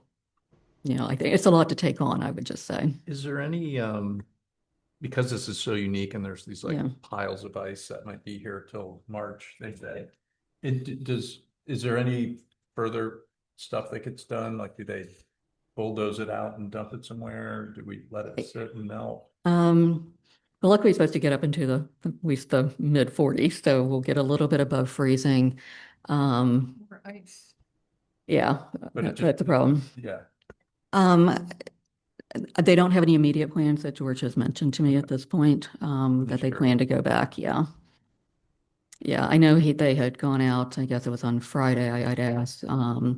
They did sort of a sweep to see which sidewalks had been cleared. I mean, George was able to, it was probably half a dozen locations where people hadn't done anything. It wasn't that much, actually. Yeah. So I think people, really did try to get out there and handle it. In some cases, it may not have been the whole 4 feet width, but that's at least there was a passable walking path, which is sort of what we were asking. Kind of moving on from the storm, included in your report is the financial report for January, just a couple of highlights. We knew normally, and we did get a pretty big real property tax revenue payment in the month of December. That was almost $270,000. So we're up to $675,000 in real property tax revenue. So that's kind of performing the way we expected. Income tax receipts are continuing to trend high. Roughly about 368,000 compared to 231,000 last year. Not the sole factor, but a contributing factor in kind of the variance from one fiscal year to another is that we did this year receive payments in August and September that we did not receive in FY 2025. There are some standard patterns to the way income taxes get distributed, but there's always some anomalies every year. As we talked about last month, we do have a significant amount of our investment portfolio with the Montgomery County Investment Pool. Those earnings are posted quarterly. When we talked about where things stood last month, I mentioned that we had not received the quarterly earnings report for the investment pool. We did receive that in January. So what appeared to be a variance has pretty much gone away. Last year, this time, we had about 68,000 in investment revenues. Now we're at about 65,000. So it's, largely trending the same. We did restore our first right-of-way restoration cash bond, which was $3,300. So you would see that come out on both the expense and the reserve fund summary sheets. Just want to take this opportunity to thank all our residents who donated on behalf of a holiday gift to the Ecology Services staff. The total ended up being $2,620. And that will be distributed by Ecology to the staff members who work in Garrett Park. Not surprisingly, given what we've been talking about, our overtime cost for this fiscal year currently stand at about $7,100. We budgeted $7,000. I just signed off on payroll this morning. The guy still had a lot of overtime because the pay period basically covered right after the storm started, beginning on January 26th through yesterday. Once the biweekly payroll gets processed and we see where we're at, My recommendation is we go ahead and just make an allocation from the contingency account and bring that account into line with where expenses stand currently. I did see that Maryland got an emergency declaration for Mhm. this event. Have you heard from the county and the state about potentially getting any reimbursement? Have not yet. Yeah, we can follow up with someone though, probably at the county. Okay, I think Carol's got a point of contact, I believe. thank you. So on January 28th, Mayor and Council are aware of this. I was notified by Senator Van Hollen and Senator Alsobrooks that we, after long last, did receive congressionally directed spending earmark funding for the Town Hall project. More tenured members of the group may remember that in calendar year 2024, we cleared the Senate Appropriations Committee only to have the House kill all earmarks, which was the death knell of our application. Senator Van Hollen and at the time Senator Cardin allowed us to, they reopened their portal so folks who were in the same situation as we were could reapply for funding. And this time around we were successful. So the funding amount is $500,000. This is the maximum amount that is available under the Save America's Treasures funding authorization. This is housed in the Department of the Interior and specifically under the auspices of the National Park Service. So the next step will be sometime, according to the notification from the two senators' offices, in the next 8 to 12 weeks. Someone in the National Park Service will be reaching out to discuss the execution of a grant agreement. This is fairly similar to what we see at the state level. I did receive a question from one of you about how the Section 106 review would be handled and just kind of the timing with that. So I did reach out to the Maryland Historical Trust after we learned that we had received the earmark funding. And basically, for those who don't know, the way this would work is the Maryland Historical Trust as the State Historic Preservation Office for Maryland. Basically, will provide comments and recommendations to both the town as well as to the Department of the Interior. Then the National Park Service will consider the comments from MHT as part of the same Section 106 review. We did receive 2 state grants, as you all are aware, one in the amount of $300,000, one in the amount of $500,000. The state also requires that a Section 106 review be conducted by MHT for its own funding. So we've been through that process twice. I did check with the compliance officer, who basically indicated that all I need to do is submit the same materials I've already submitted to them, and that we did not need to wait for any kind of contact from the Department of the Interior. I could go ahead and initiate the Section 106 review with MHT now. So that was good news. Kind of just last 2 items, Penn Place water damage. Royal Plus, who you all authorized us contracting with back in October to do mold remediation work and some subsequent repair work. They have completed all their work. I'm waiting for receipt of the final invoice from Royal Plus, but it does appear that we should be within the $30,000 allocation that you all made as part of Budget Amendment 1. Then lastly, just an informational item, and I know you've been contacted by Donna Calhoun, president of the Garrett Park Swimming Pool Association. I did send her a draft lease that Mayor Keller and I worked with the town attorney on January 27th. She's indicated that they may have some concerns, so they're going to be providing a red line copy. So we know more specifically what particular provisions they're concerned about. So I will share that with you upon receipt. I was just, yeah, what happens then? Do you all compile that? Is it an agenda item at the next meeting, or do we provide feedback to you over email? Yeah, I mean, I think we'll see what their concerns are. It's a little hard for me to answer that without knowing specifically what Sure. they're concerned about. I think certainly, like I say, happy to share those comments with you upon receipt. Mayor Keller can kind of jump in if he has a different idea. I kind of assumed that he and I would meet again with the town attorney, sort of walk through the issues, hopefully get the scale of any, areas of concern kind of reduced and then go from there. Okay. The lease eventually does need to come back to you all because the town council is the entity that approves leases. I know I would love to see their comments on the current draft. Yeah. Yeah. Just to be up to speed on kind of where things are at as. Yeah, Donna today's- had indicated, I think she emailed me, it was the first couple of days of February and said they should have something to me Yeah. in the next week or two. Okay, So we'll certainly forward those on once we receive them. that's great. So I think that's it for me unless there's any questions. I have a couple things, but anyone on the council first? All right, I'm sorry. yeah. I guess you don't have an answer to this because you probably would have stated so, but do you anticipate any schedule impact from undertaking the new grant with the National Park Service? I think I'll have a better idea. When we kind of went through the first cycle of this, I had, if I have it with me, I had spoken to a senior policy advisor. Yeah, I can kind of look it up. I thought I brought it with me, in Van Hollen's office. She had indicated, essentially, I think at that time, if things had gone differently in calendar year 2024, it seemed like it's kind of maybe a matter of a couple months to do the intake and kind of go through kind of some of the section 106. I did send her an email, I think it was either Thursday or Friday of last week, just to see if that schedule was still what she envisioned. But I'll have a better idea once we actually have a point of contact at the National Park Service.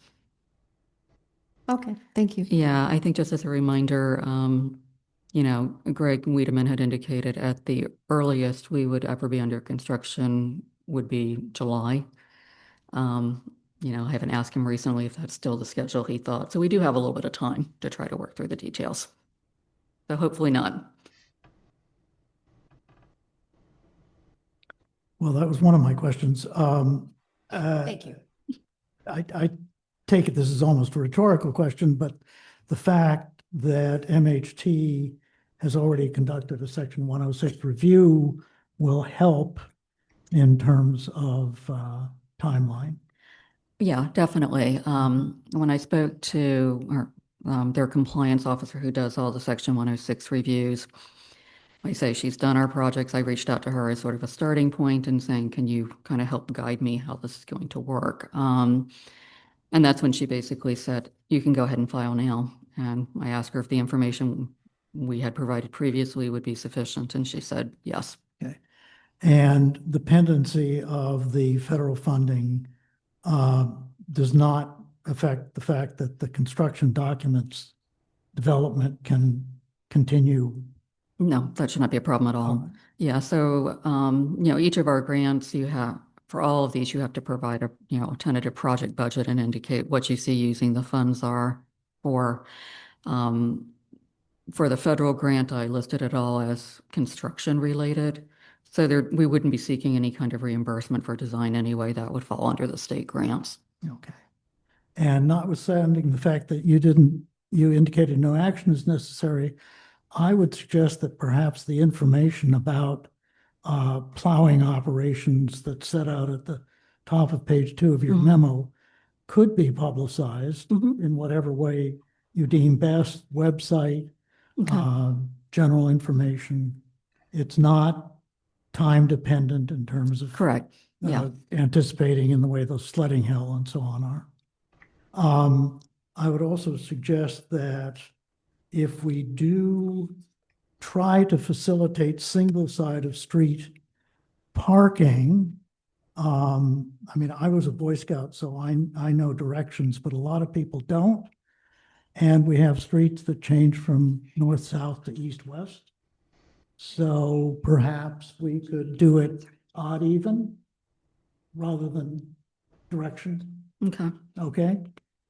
Well, if you have an odd number street address, Oh, based on the street address. Okay. then you're either a winner or loser, because the town will indicate we park on the even side or the odd side. But Montrose starts out as a north-south street and turns east-west. Right. And I just think it'd be simpler. Yeah, I think More- basing it Yeah. odd even on the street address works well. I'm just advocating for something simple. Yeah. Yeah. Well, A lot of And towns, Whether, a yes, lot of towns do odd even. I was even gonna suggest it later, but yeah.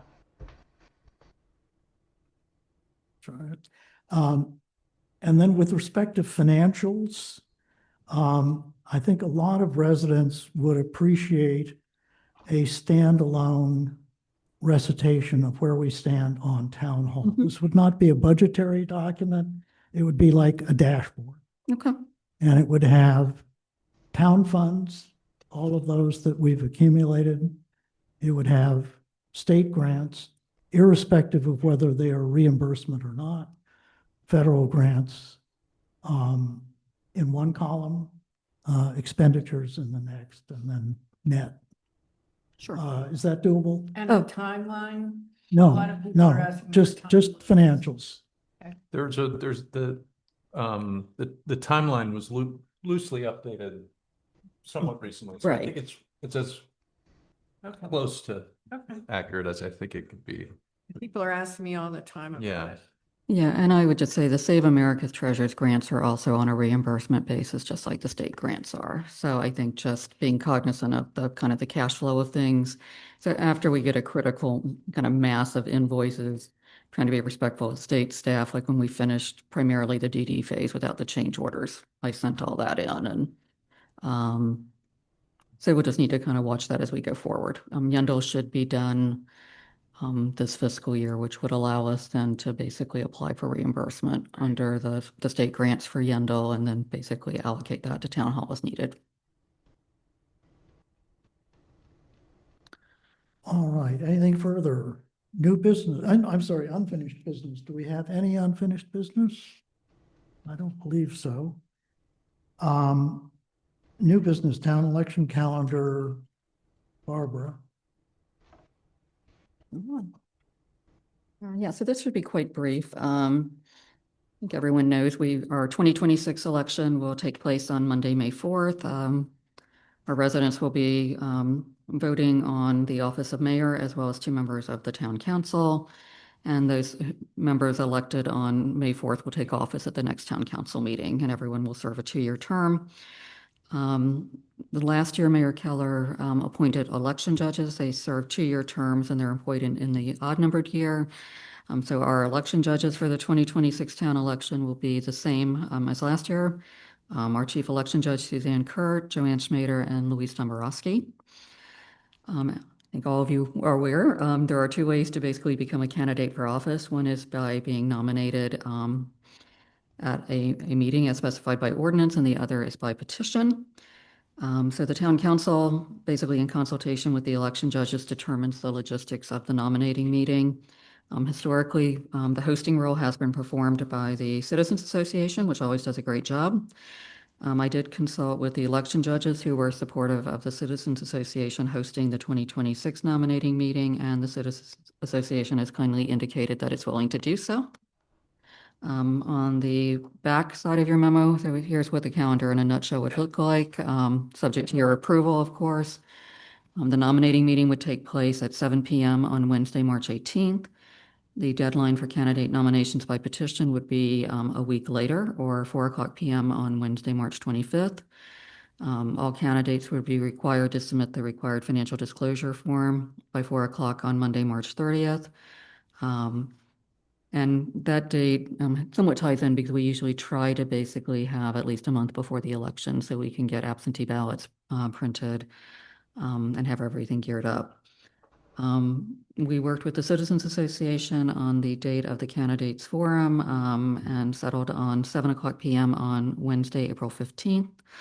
And then once again, as I mentioned, election day would be Monday, May 4th, and that's also the same deadline for submitting your absentee ballot. So we are looking for the town council's approval of the proposed calendar so that we can go ahead and provide the information on the website as well as the sending out through constant contact.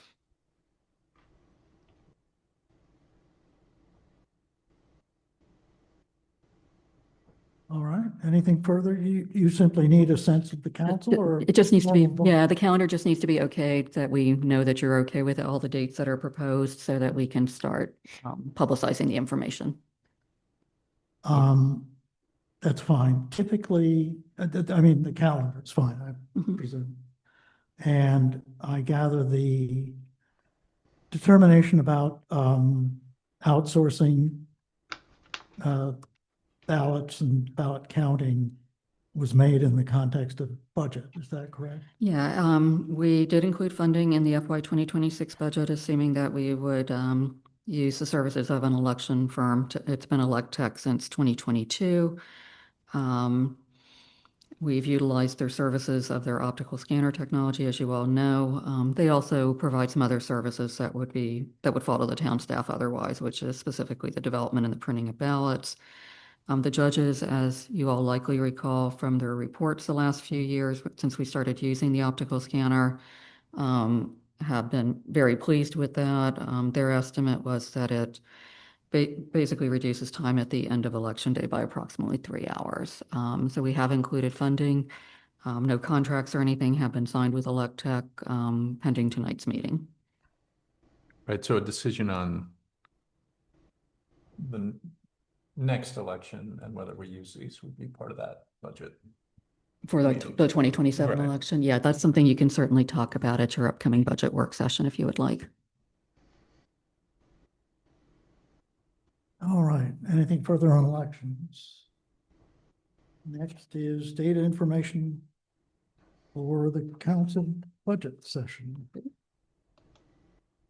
Yeah, so the budget, FY 2027 budget work session has been scheduled for 7:00 p.m. on March 3rd. I did send a calendar invite to everybody, just making sure that you did see that.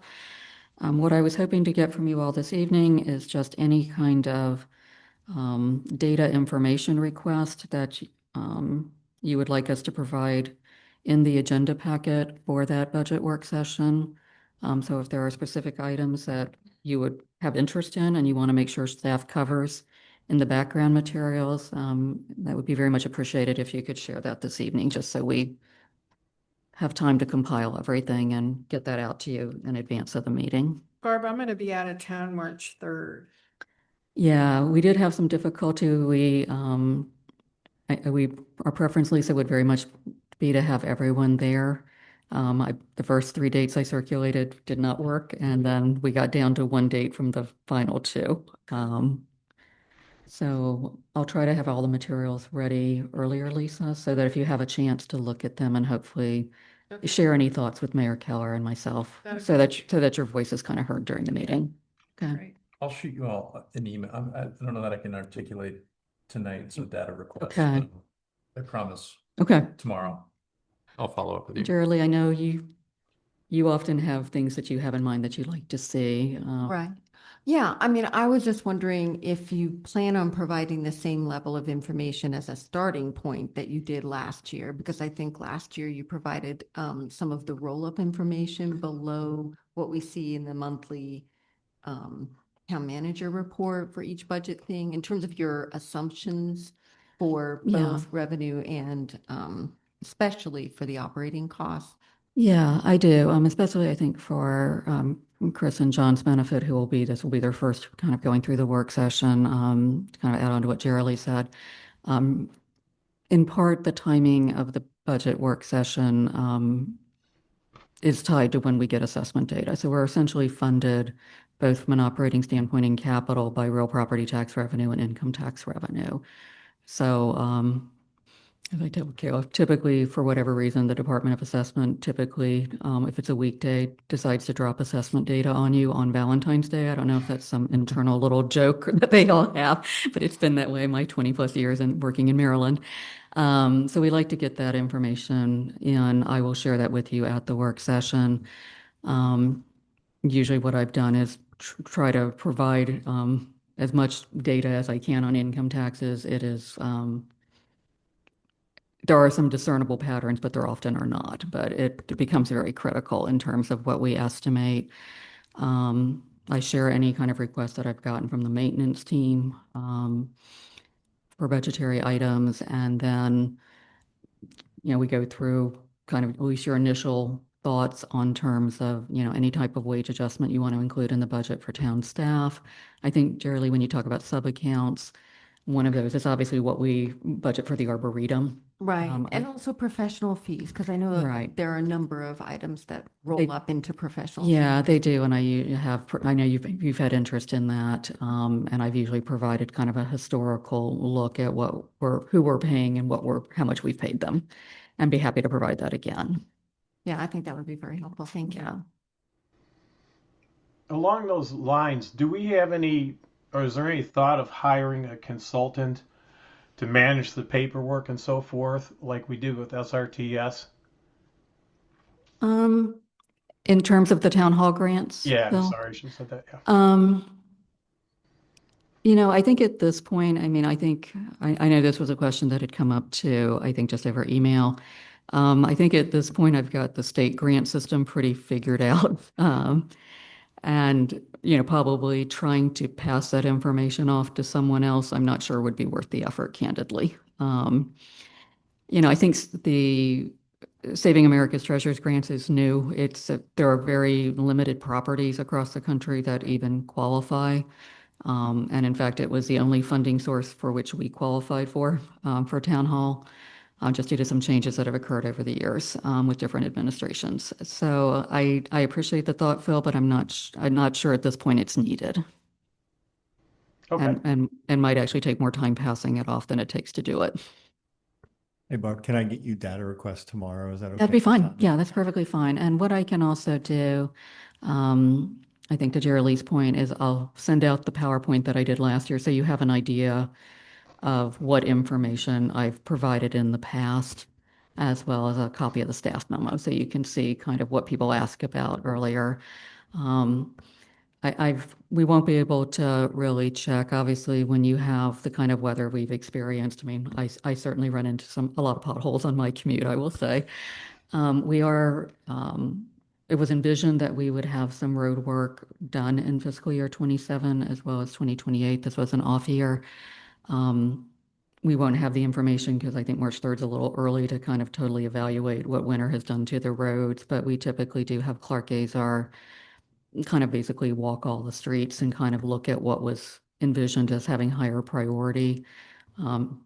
Jason Azar was out recently for a meeting on a different topic, and he and I are going to kind of look at what was envisioned in 27, what was envisioned in 28. They were fairly a much smaller scale than what we did a couple years ago, and look and see whether it makes sense from a cost standpoint to bundle those years as well. But yeah, I'll get that information out to you all first thing in the morning.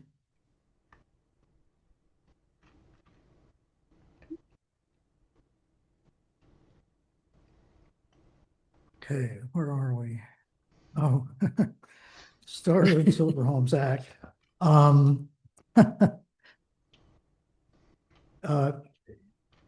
Okay, I set out a memo. I'm not going to read it for a variety of reasons, including the fact that if ever there was something that qualified as being a moving target, it's this initiative. My last email on it came in at 6:09 this evening, but the outlines are still exactly as proposed initially and summarized in my memo. It would essentially strip us and every other municipality in Maryland, not just our usual concern of down county, Montgomery and PG, of the land use controls that have been slowly parceled back to us over the last 30 years, setbacks, lot area coverage, and the like. And it would allow townhouses as a matter of right in single-family zones such as Garrett Park. The carve-outs are very limited. We fortunately, a small part of our community qualifies for one, in that it would not apply to historic districts with some caveats. We have already signed on to a letter with our usual sort of sister municipalities and we will continue to meet with them and continue to consider sort of concerted action.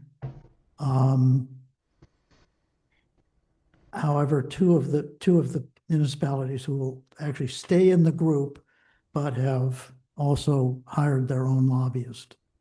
So we may have to consider something of that nature at some point. I met with Jerry Lee the other day, and what we would like to propose are two specific things short-term. Getting an announcement out to the community that this has been proposed by the governor and is moving very quickly. I think in general, people don't know about it or its potential effect. And the other would be to make an appeal to the residents, somewhat analogous to our appeal for help with the architectural elements of the town hall reconstruction, of anyone who has specialized legal knowledge in the areas of land use and legislation of this sort, including lobbying and legislative draftsmanship. Our regular town attorney is supplying good tracking information in the sense of keeping us abreast of developments. But he is also, together with Michelle Rosenfeld, serving as the attorney for the consortium of 12 municipalities. And I think we also need to bring to bear some independent assessment of this legislation and how we respond to it. It poses the usual problems of reacting to this kind of legislation. It's very difficult to flat out oppose it without looking very much like we're just being protected in the sort of NIMBY sense. We all agree that housing availability and affordability are problems. The question is how to address it effectively without simply removing limits, which in a town like Garrett Park will not have the intended purpose of providing smaller houses, especially since we're limiting, since the legislation would remove nearly all limits on size or affordable houses. So what I would like from the council is just a discussion and a sense of the council as to how this municipality should proceed with respect to this legislation. Any thoughts? If I could just add, thank you, Chris. I think that was a great summary. I think Chris has mentioned this, and I think we took a similar approach on previous development, land use and development related initiatives that we were hearing about from the county or state level, that it's often a more beneficial approach to not just jump out with opposition to something flat out, as opposed to looking at what can be beneficial and offering to work with the advocates for the particular proposal to meet the objectives they're looking for, that we also share in common, seeking affordable housing for our neighbors and particularly the workforce for public servants, teachers, firefighters, police, et cetera.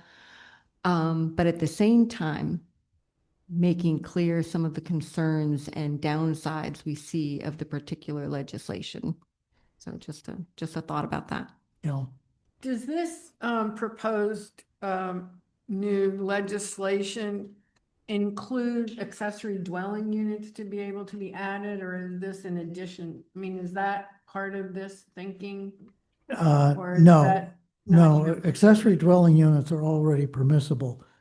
some folks have looked at this, feel that it would disincentivize ADUs Because why? because you could build a larger home as a matter of right, or you could build townhouses. Right.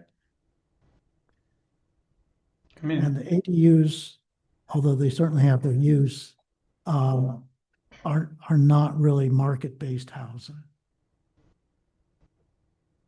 Well, they do supply more housing and it's a more affordable price. So anyways, Do you feel like, obviously the letter was an effort of many, a lot of cooks in that kitchen. Do you feel like it captured, or is a good place to start pulling from in terms of some of this messaging and some of the things you're mentioning, Gerald Lee, like framing, being very kind of delicate and considerate in how we frame this both to the community and in the broader advocacy? Like, do you like the way the letter?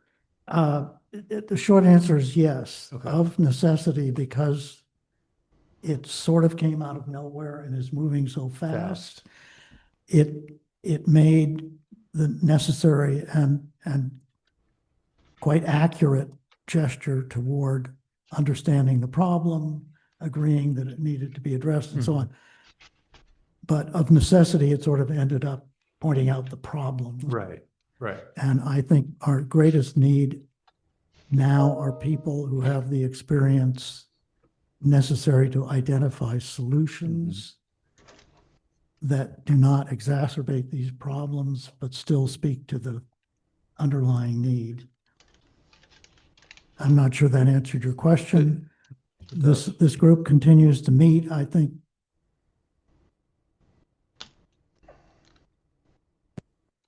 We have meetings every Friday. I'll know more then.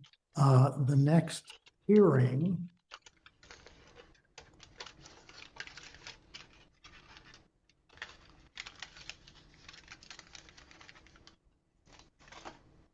Lord.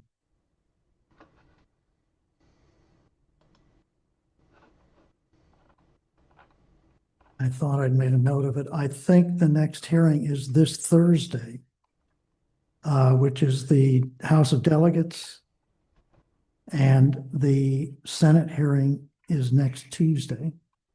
So things are moving very quickly.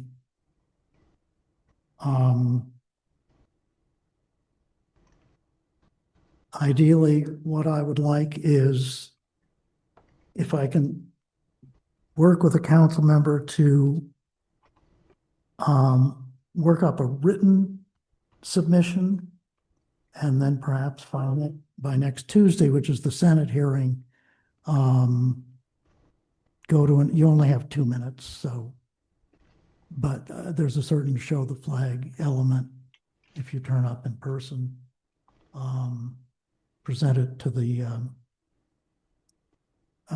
Senate committee hearing In Annapolis. in Annapolis. Chris, have you and the working group identified any solutions that are consistent with this that you've put forward? Trying to work with? The short answer is I don't recall. As I say, this is very fast moving and I got an email at 6:09. I haven't had a chance to Okay. read. I think everyone's desire is to approach it from that standpoint so you don't lose your seat at the table Right. if you're viewed as simply opposing.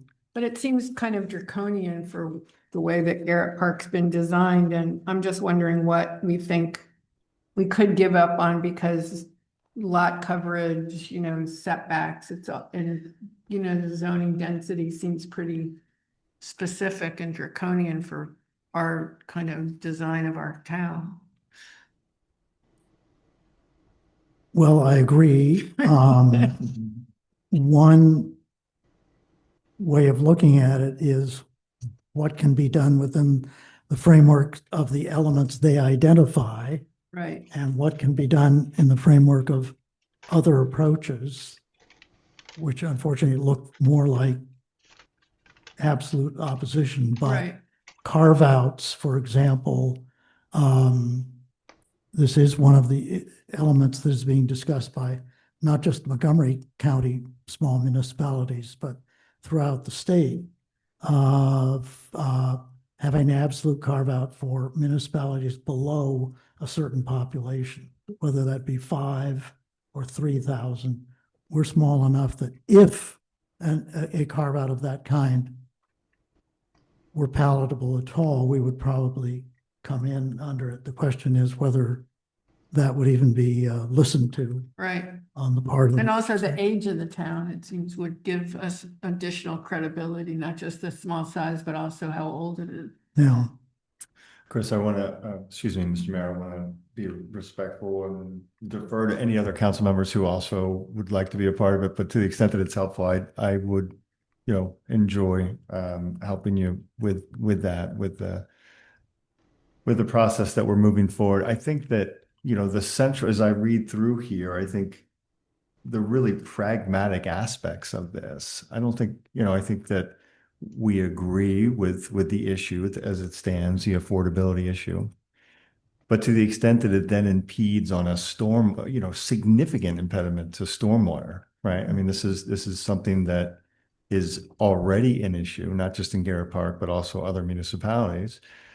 That would impede upon that, And congestion. and congestion, and not to mention just safety, right? I think one of the points that was raised in here was if you don't have the side setbacks that are ample, you don't have the ability to get, whether it's fire or law enforcement in there. That's a safety issue. So I think that as we're all looking towards achieving the same goal and recognizing that there is something that needs to be addressed here, the vehicle in which it's used, right now, I think we're being asked to paint every single municipality, irrespective of age, of architectural setup, with the same exact state level brush. And I think that there's some nuance that we should share, frankly, on behalf of Garrett Park.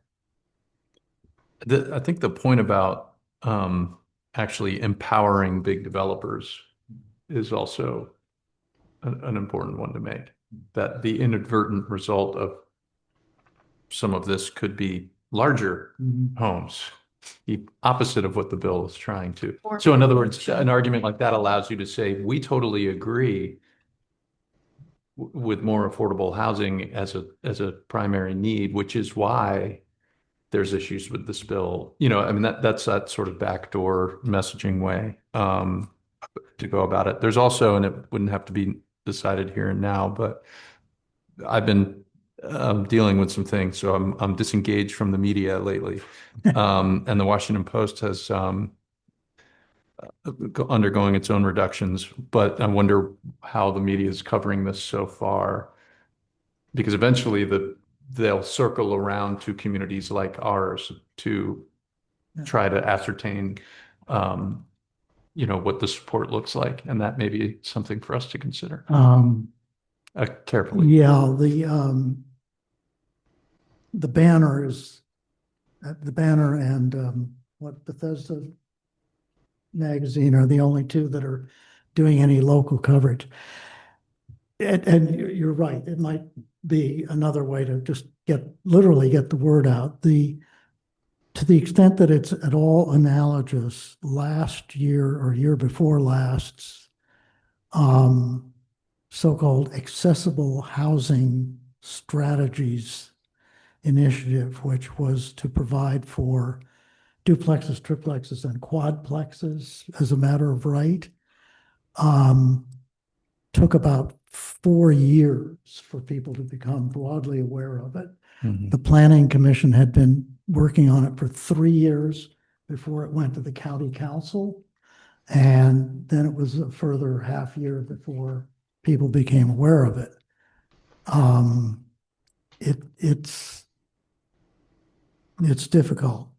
And that, well, yeah.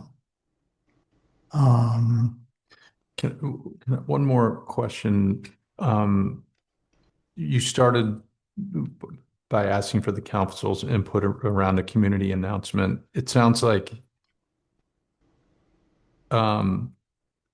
Is that both as a sort of to share out this information people may not be aware of and potential impacts, and or to see if there's folks in town with these specialized skills, or is the primary need for that announcement like we need to identify people with these specialized skills and get them engaged ASAP? Well, Because those are yeah. two different.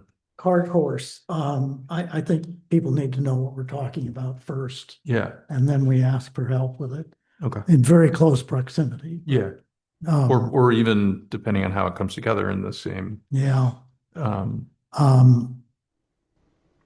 Okay. I mean, quite frankly, anything we would put out to the residents at large would attempt to put in a little less legalistic language what What's here. is essentially on Mhm. page 1 here. Mhm.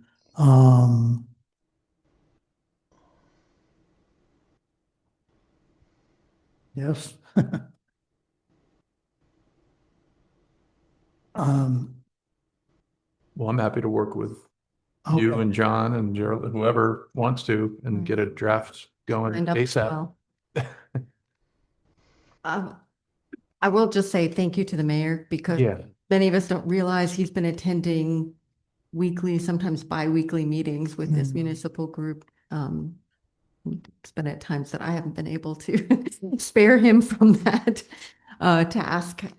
So thank you for all of your efforts, Mayor. And I do think that the letter will get some attention and is a good start. And I saw that the Maryland Municipal League has put out some information that we can also borrow from for our talking points. Okay. Which leads, interestingly enough, to the next thing. I'm going to be out of town for the better part of a month from mid-March to mid-April, which means I will miss the April 13 town council meeting, and we'll need to have an acting mayor for purposes of that meeting,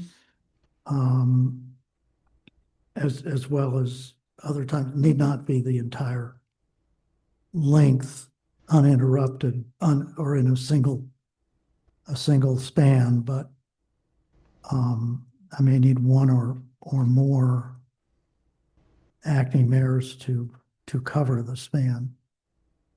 I'll circulate an email with the exact dates, but I just wanted to get that in people's consciousness at this point.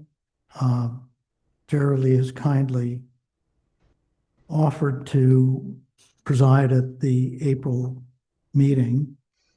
And if that still stands, we'll start from there, and I'll circulate an email to see if people are willing to serve as acting mayor for other segments of that time. And that will require close monitoring of the Starter and Silver Homes Act, because as fast as things are moving now, they'll move even faster the last few weeks of the legislative session.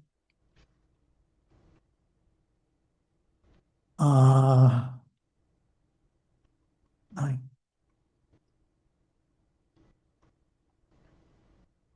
guess that's it. Barb, driveway permit standards. Okay.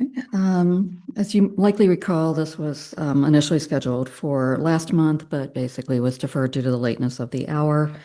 I guess just to kick things off, municipalities have the right to regulate and establish standards for work that is performed in their right-of-way as a matter of common law.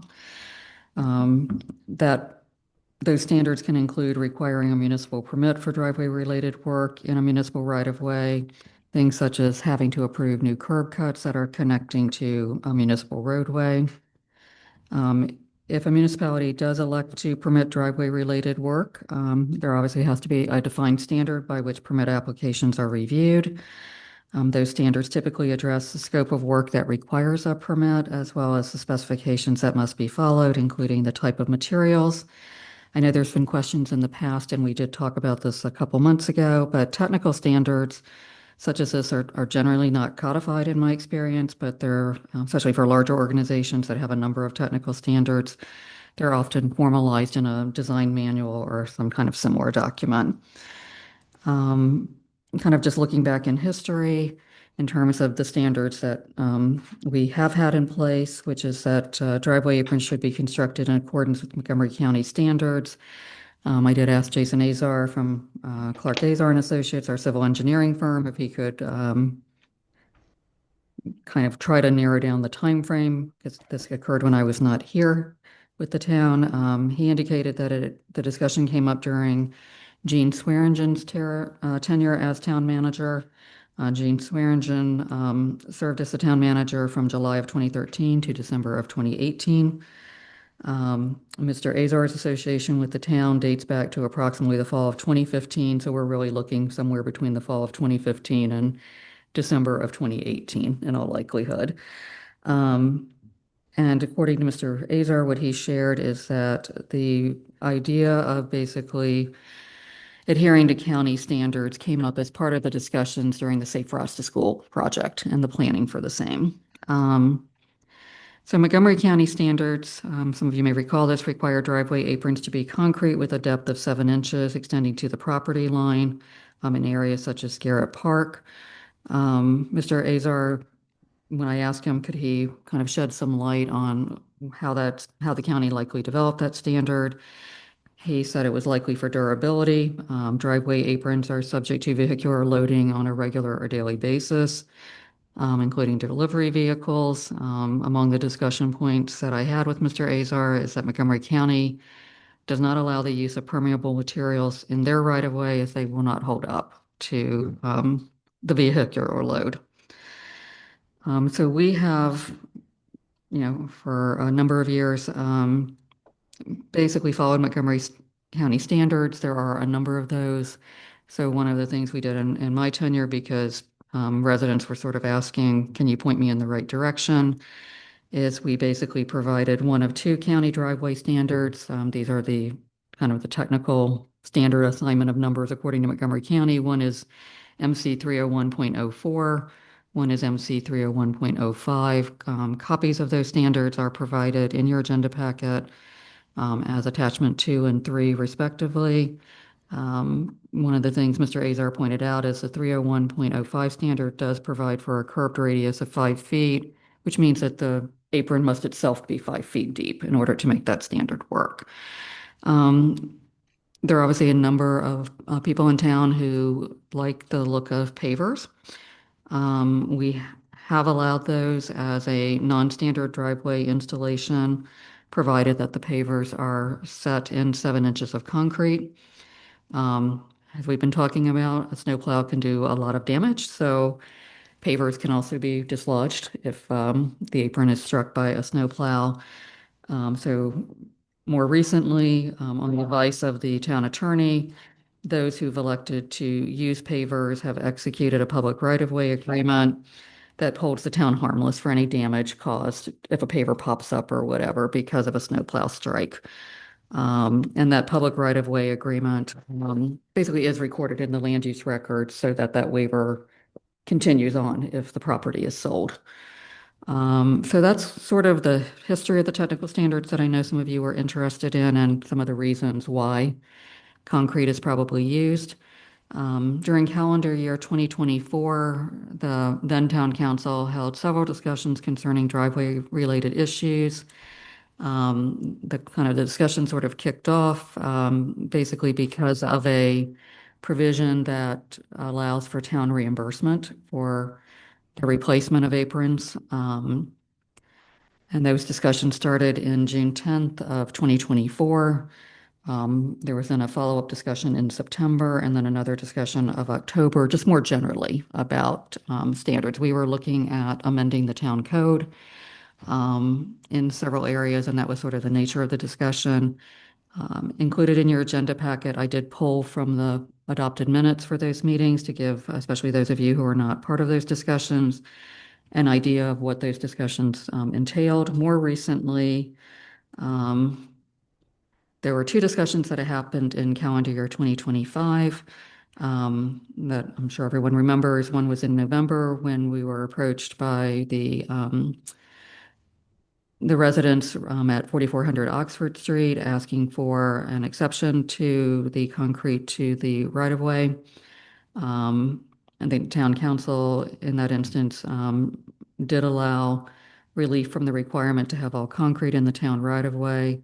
And that's that situation. There was another one approximately a month later, which had to do with 10913 Kenilworth Avenue.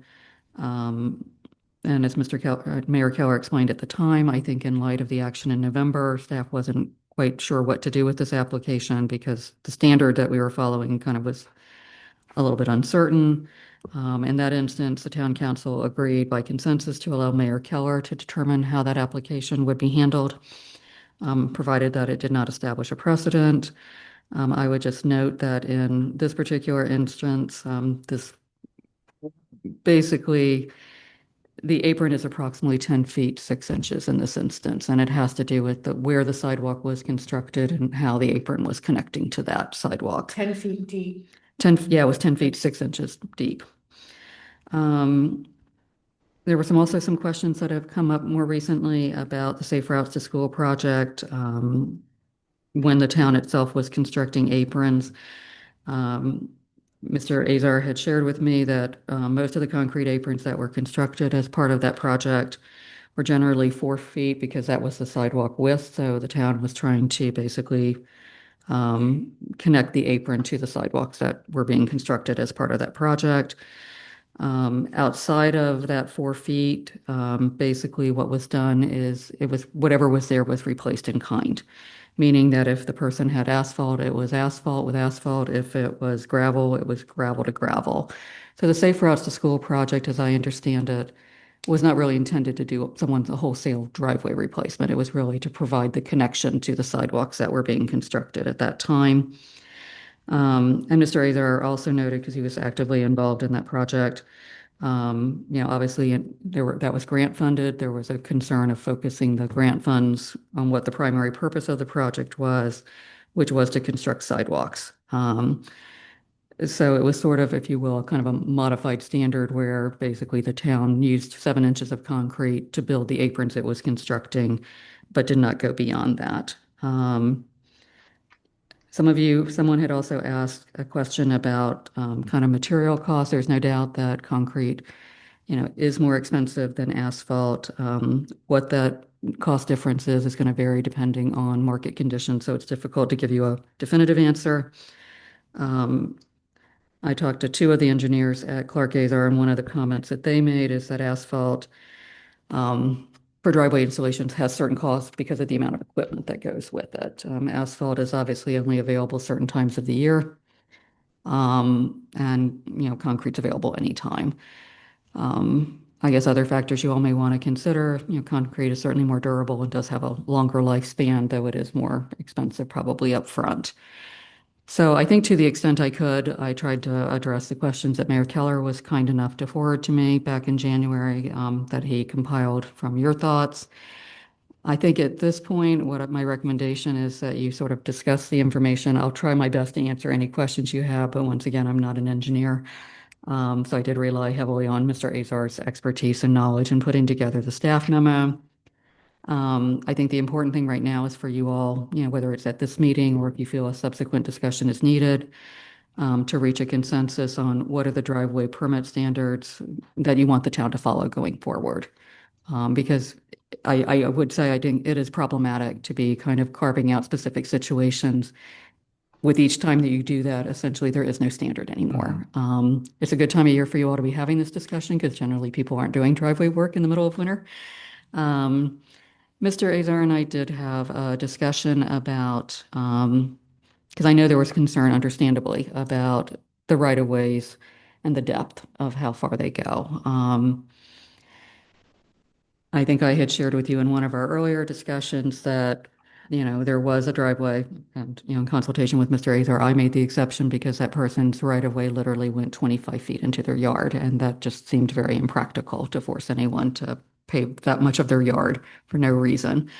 I think if one of the options that is available to you that I think would make sense from a kind of a technical standpoint, if you're uncomfortable with doing concrete to the property line, would be to set a maximum depth that would either be, Mr. Azar recommended 10 feet or to the right-of-way line, because some of the right-of-ways are definitely less than 10 feet. And whichever is less. I think his comment to me was from a technical standpoint, if the right-of-way depth, would allow someone to even have 10 feet, because not all of them do, that 10 feet would support a concentrated load and the vehicular turning movements that happen on a driveway apron. And that approach would be in general conformance with the one Montgomery County standard that we currently make available, which is 301.04. One of the county specs is 5 feet deep for the concrete apron. Is that correct? There is one of those standards, and I can bring it up, that there is conflicting information on the same county spec. One indication is to the property line, and the other is a shorter distance. Right. So how the county enforces that when someone comes into them, I don't know, but there is conflicting information on one of the standards. Because that was one of the issues we talked about. I think the other option, if you're uncomfortable with concrete for some reason, though, I think that in my experience, that is a fairly commonly used requirement. If you're leaning towards having residents be able to use asphalt, then Clark Azar recommended that there be a minimum depth of 8 inches for durability. And that 8 inches was derived from what the Montgomery County standard asphalt depth for a primary residential road if someone is constructing a new roadway. So apron can be destroyed with a snowplow Yeah, as opposed to concrete. yeah, and I think we would say if you were going to do the asphalt approach, that it would be still the minimum depth of 10 feet or whatever the right of way, whichever is less. If you wanted to allow asphalt, I would suggest that every new permit that is issued have the resident sign a waiver of liability, because Let me interrupt. Yeah. Maybe this is a matter of semantics, Mhm. but I conceive of an apron being the portion of a driveway that goes from the gutter or curb to the sidewalk. The gutter of the curb at oh, I see what you're saying. Right. Okay. Is there any circumstance under which we would not want that portion to be concrete? Why would we ever permit that portion, the part immediately adjacent to the gutter or curb, that's going to be most subject to and exposed to snowplows? Is there any reason we wouldn't want to always require that to be concrete? Big pardon?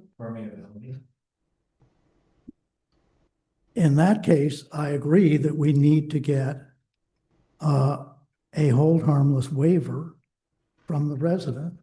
If they want to install permeable blocks, which are subject, I think, or at least more susceptible to damage from snowplows. I mean, asphalt is the same lack of permeability to concrete, I think. Yeah. Yeah, it's Asphalt's more permeable than concrete. I So believe. water goes through it. Marginally. yeah. Right. I think it's the other way around, but. Yeah. I Yeah. don't think, right. Yeah, if I may, so back in, some of you were not sitting on the council at the time, but in one of the discussions that occurred back in calendar year 2024, there was a specific discussion at that meeting about the use of permeable materials, kind of in construction of a driveway apron. As I mentioned, the county will not allow permeable materials in its own right of way. Obviously, you're not bound by that. Clark Azar does not recommend allowing permeable pavement in the right of way due to increased maintenance need and possible failure. He also noted at that time, and that was included in the agenda packet and in the minutes, during when the town goes to repave roads, he said there would likely be damage to the apron. So I think there's just kind of competing policy priorities here that you all need to sort I out. think the mayor's right I think we need to get our terminology straight too, right? Where there's the apron, the And the- right of way to the property line, And the depth of the apron. and then there's depth From the And depth. street to the depth. 'Cause to I was, Yeah. I was Right. finding myself a little Yeah, the confused. depth of the right of way is going to vary considerably Why? by town. Right. I mean, maybe this is a too simplistic view, but the 4400 Oxford example is the one I keep coming back to, where it made total sense that their apron, it would be concrete. And it's a fairly sizable apron, and that they would be free to choose whatever material they want for their own driveway, as long as it aligns with depth requirements that an engineer thinks are appropriate. Well, And I just keep coming back to that the issue is the depth of the concrete has a substantial impact on the cost to the resident.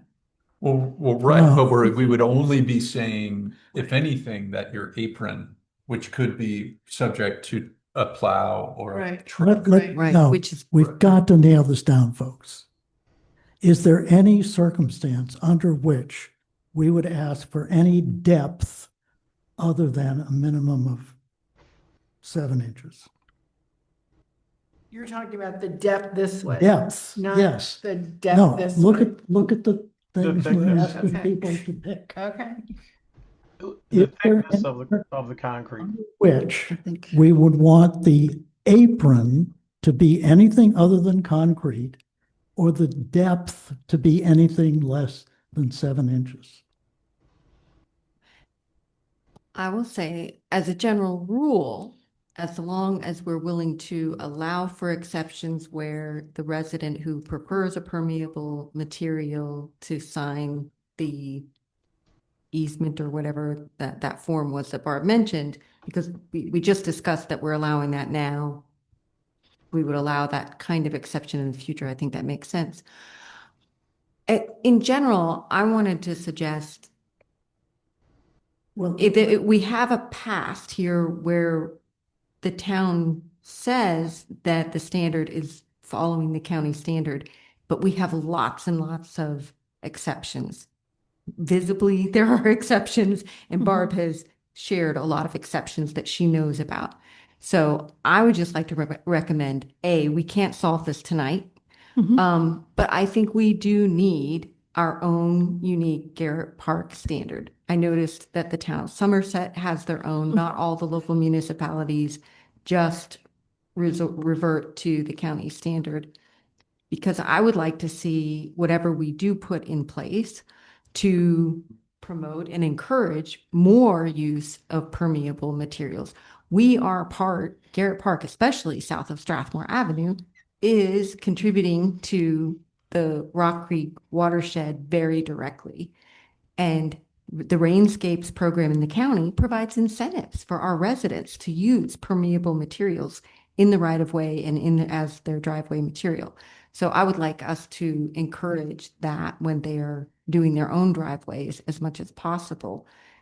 I have no problem with making the concrete apron with those technical specifications as our general standard and come up with a certain, is there a different word we can use than depth to describe how far into the length of the apron, set a standard, up to maybe it's the 10 or to the edge of the right of way, whichever is shorter. But allow for the homeowner or the property owner to choose their own material beyond that, even if it is town right of way, because it is somewhat unfair that every property has a different length of right of way in front. Okay, and should we do that irrespective of whether there's a sidewalk there? Oh, I think Both- we have to factor sidewalks in as well. Let me just right? say, both of the standards, we ask people to make a choice, and we give them 2 choices. Both of them envision sidewalks. I think 70% of lots in town do not have a Right, sidewalk. exactly. Okay. Yeah. So I think we have to allow for those differences. One envisions a sidewalk on the top of the curb. The other envisions a sidewalk at some distance so that there's a planting strip between the apron, what I'm going to persist in calling an apron, and the driveway and the sidewalk and then the remainder of the driveway. Mhm. You've heard earlier that one of the concerns is the friction that's generated by turning vehicles. So do we want to encourage permeable material between the end of the apron, which I would suggest we should have an absolute uniform requirement of concrete, and the sidewalk? Between the end of the apron and the sidewalk. Yes. The length of the apron and the sidewalk. So the apron would stop and then there would be this grassy strip and then the driveway. would Right. continue. I think Yes, is what I'm you're in, I'm saying. in complete agreement that whatever standard we come up with, if you have a concrete sidewalk and you have a concrete apron, we certainly wouldn't encourage a different material between the Okay. two. So that is essentially the second of the two choices you have. But neither of these options really encourage use of permeable materials. And you can't. Um, I'm sorry, Phil. Oh, you I can't. think they're both silent as to what. No. No, you- they both say concrete. Well, but your driveway itself could be whatever, a permeable That's correct. material. Yes, but the apron, the interface from the street itself, the apron there should be concrete because of everything from when they go to mill and pave the street, you're going to be tearing into that stuff and causing problems, to trucks that may back into your driveway just to turn around to your own use. When we looked at one point, I remember looking at the pool parking lot and repaving that with permeable substance. And basically, we were told it wasn't good for a parking lot because the amount of twisting and turning. And if you think about when you back a car out of a parking spot, can be the same as when you back a car out of your driveway, and that your tires are turning, and that eventually starts to peel up the permeable surface. And an interesting note, and I don't know the name of the folks who live there, but the old Warren Kornberg house, he had a permeable surface. Now I noticed it's been, and this was a while ago, but was paved over with standard asphalt. So I have to wonder, I mean, I know it's not recommended for parking lots. I know it's not recommended for spots where wheels will be changing direction, if you Yeah. will. I'm not But- suggesting we recommend it for the apron at all. I'm suggesting that we encourage more permeable materials above the sidewalk. Right. And Yeah. I'm above not the interested apron. in telling residents what's the best for cars turning around or not turning around on their own driveway. I mean, I'm interested in if a concrete apron makes the most sense to me. It's a matter of how far Mhm. should that extend into someone's driveway, into their right of way, Right. And minimizing and that, minimize that. the to- required. Yes, thank you. For I think Mhm. that's where I come down on. Agreed. I agree. Okay. It seems to me if you want a custom or bespoke Garrett Park standard, that's fine. It strikes me that it'll take a little time, and I think the staff is entitled to guidance to get them through until such time as you come up with a custom standard. And I'll come back to my initial attempt to just organize the direction that we give the staff. Is there any circumstance under which we would permit any material other than concrete for the apron? No. That's the sloped portion immediately up from the gutter or curb. Mhm. Okay. I Is- just want to understand, because earlier you seemed to be comfortable with the exceptions that Barb has allowed as long as the property Well, owner yes, always signs. subject to the exception that if someone is willing to sign a hold harmless agreement, within certain limits. Okay, I just wanted to make sure that that was still. on the Yeah, table. and just to be clear, what we have considered a non-standard driveway installation that has been permitted still is concrete with 7 inches. The pavers have to be sunk in the same depth of concrete for the same distance, is what we have been doing. Mhm. Okay, at the opposite extreme, is there any sentiment on part of the council for having any Garrett Park regulation other than depth of the material beyond, in the driveway, beyond the sidewalk to the right-of-way or property boundary? I don't think so. No. Unless there's Therefore, they could use concrete, asphalt, pavers. permeable pavers, other things being equal, because, Crushed rock. Yeah. Mhm. well, that's a permeable It is. generally. Mhm. Do we agree on at least those two elements? Yeah. Okay. That leaves the actual design of the apron.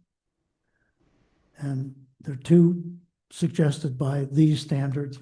You may want to specify something else. And the space between the end of the apron and the sidewalk, if there is one. Do you have any thoughts about that at this juncture? One of these specifies concrete. Want to leave that up for your custom design, or can you speak to that now?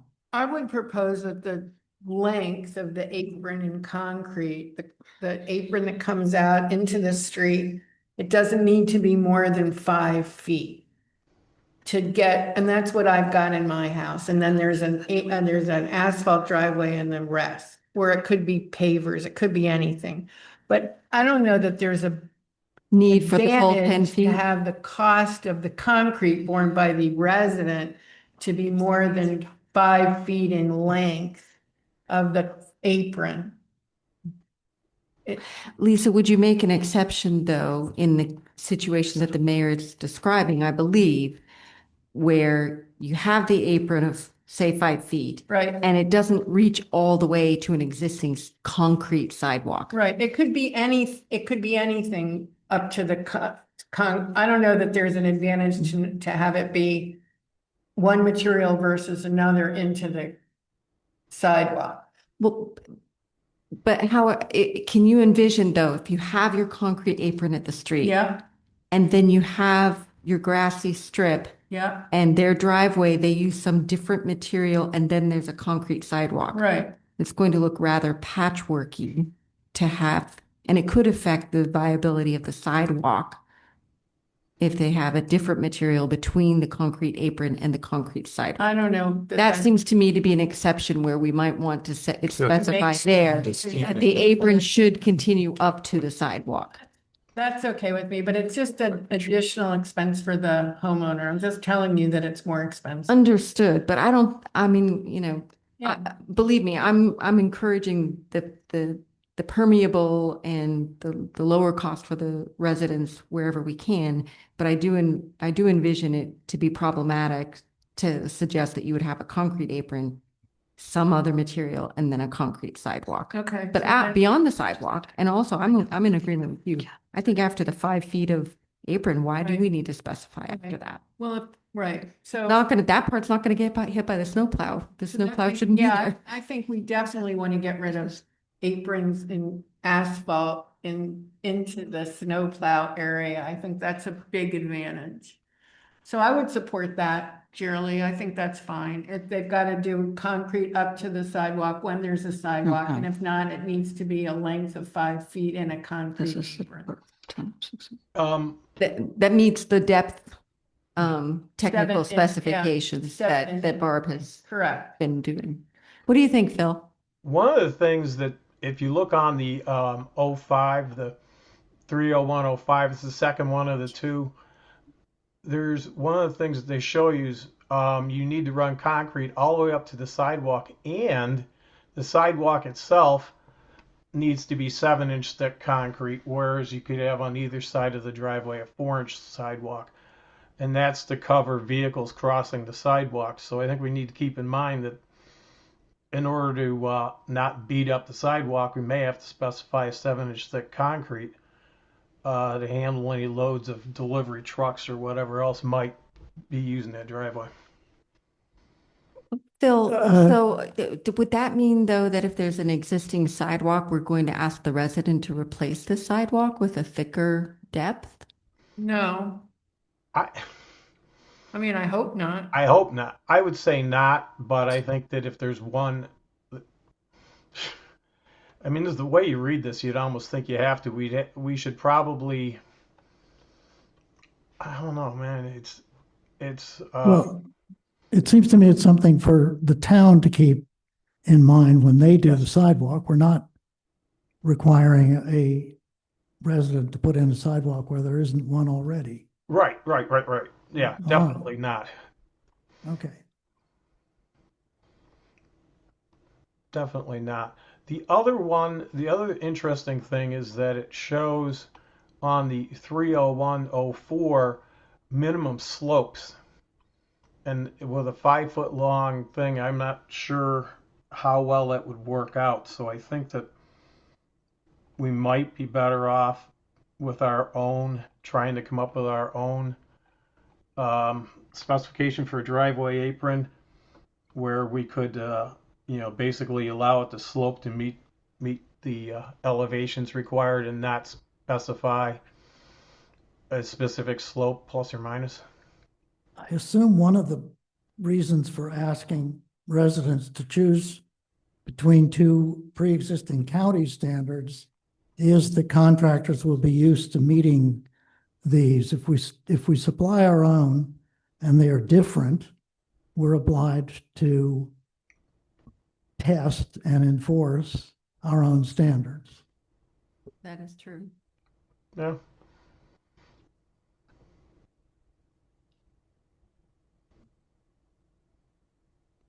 Okay, is there consensus that with respect to where a sidewalk is pre-existing, the standard ending 0.05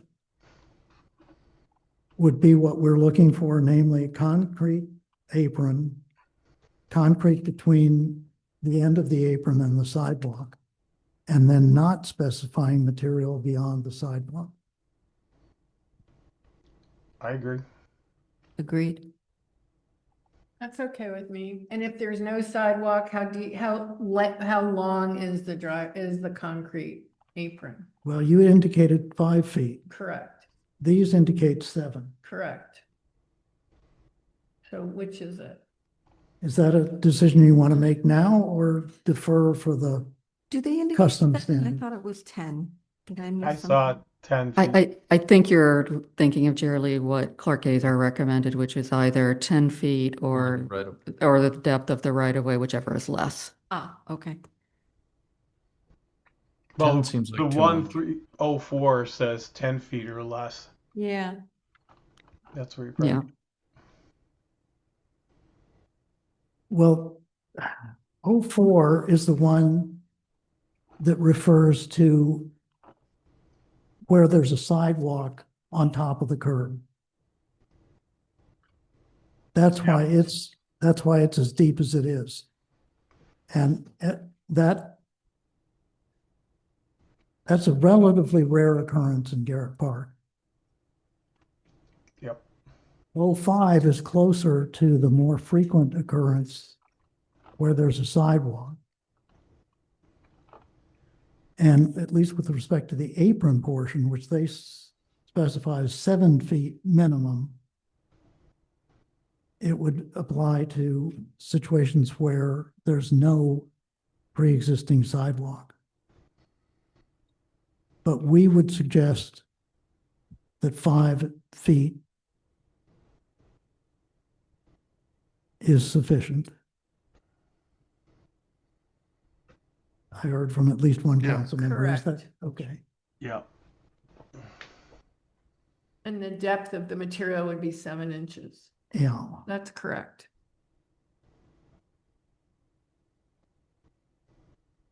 Does that leave any elements for which we have not given the staff sufficient guidance going forward? Well, one thing that is that on 5, it specifies 7-foot minimum. So we're basically saying we're going to change that to 5-foot minimum. Correct. Well, And that butts up against the sidewalk. So, yes, that's correct. okay, I just wanted to be sure because they'll need to probably make a little change right there.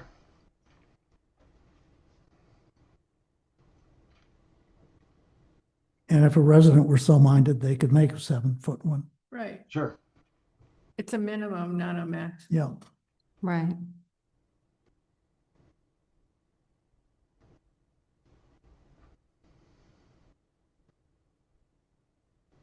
Okay. So this is directed to Kayla and Barb. Do you think you've captured enough?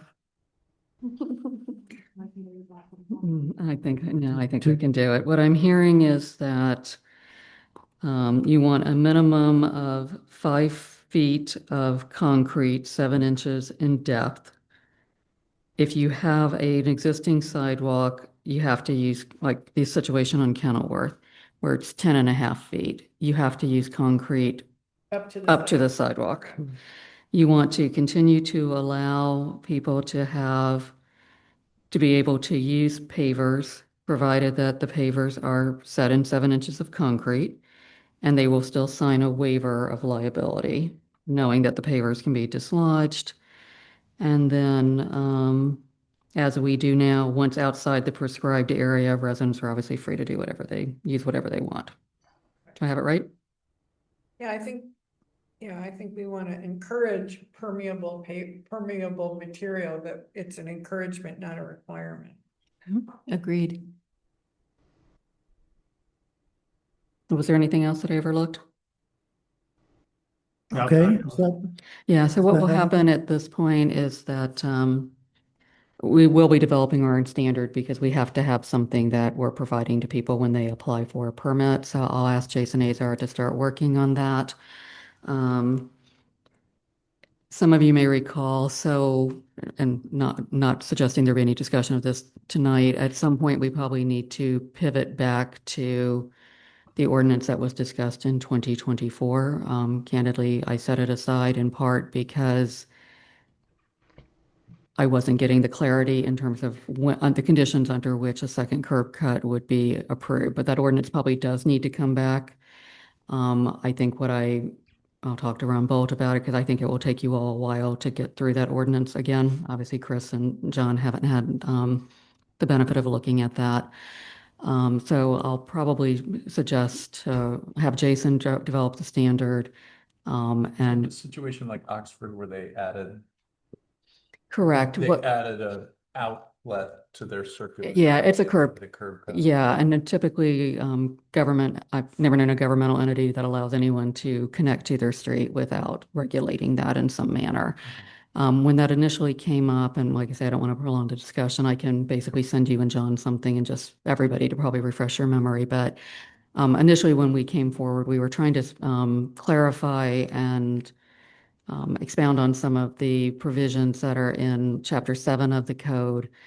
There was a lot of discussion about the conditions under which a second curb cut would be allowed. Typically, it's done for safety reasons. The council wanted to be more expansive than that and to treat it like a variance.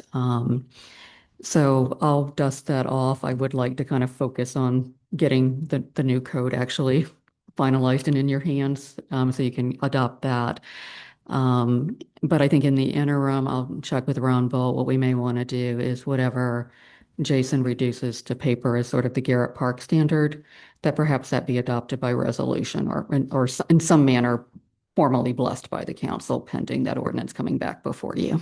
Does the county have to approve? No, they're Okay. typically, it's our right of way, so we regulate solely however you all want that handled. Thank you. Hey, Yeah. question for you on that. What about SHA bordering Strathmore? State highway. Yeah, it's a good question. We did actually have one of the newer homes on Strathmore basically do driveway work. I was contacted.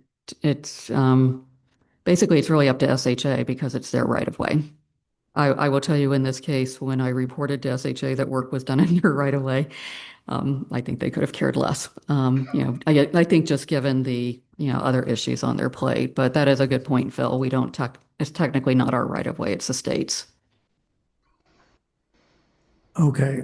In view of the late hour, we'll defer discussion of variances. I'd like to suggest a work session. At the last one, we revived the notion of holding the fourth Monday. And I think between the fast-moving state legislation and the fact that the variances discussion might take just long enough that it would be useful to keep it off of the regular meeting agendas, I would like to suggest a work session for Monday, February 23rd. I won't be here. That's 2 weeks from tonight. I'm sorry, what was the date again? February February 23rd. 23rd. I'm not a huge fan of that night, but we did agree to keep those open. Actually, I think it's fine. Or can we do it early? Okay. It's my husband's birthday. I'm sorry. I'm trying to avoid.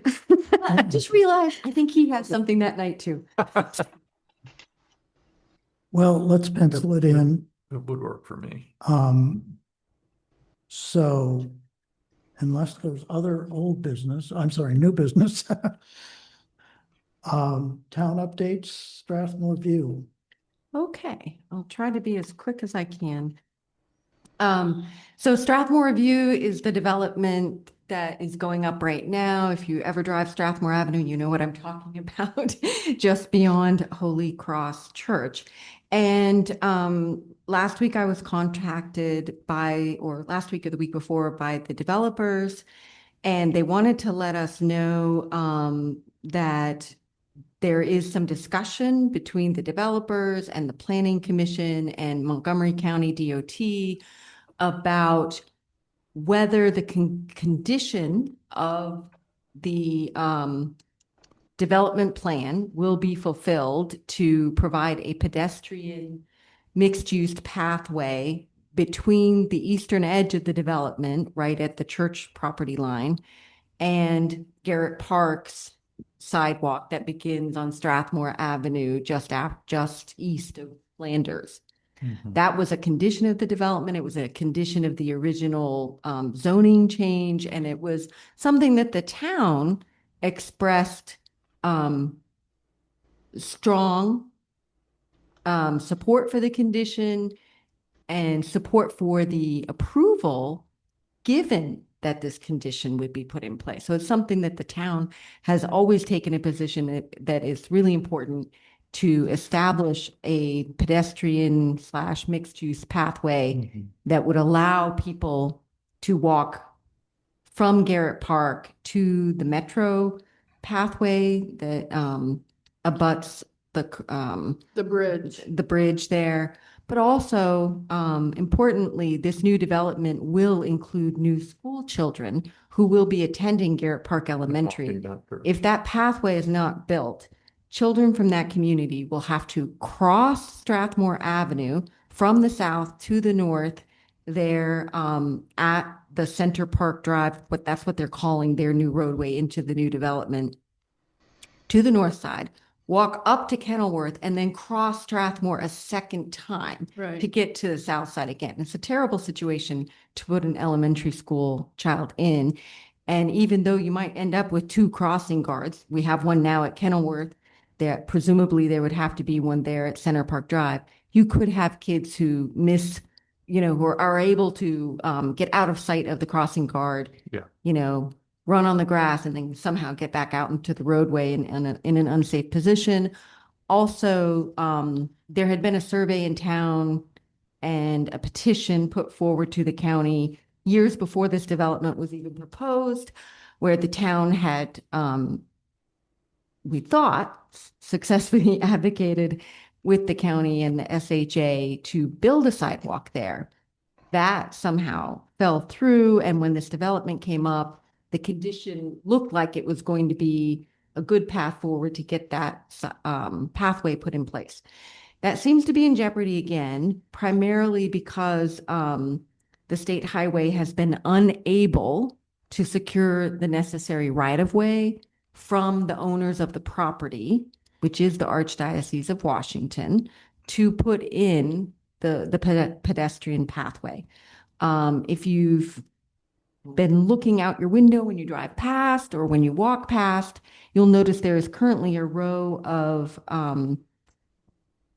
Arborvitae. trees along there. So it's definitely an indication of the lack of interest in putting a pedestrian pathway there on the part of the property owner. I did learn that the litigation is not yet settled. So from the state highway standpoint and Montgomery County DOT, it is apparently still their intent to put the pathway in.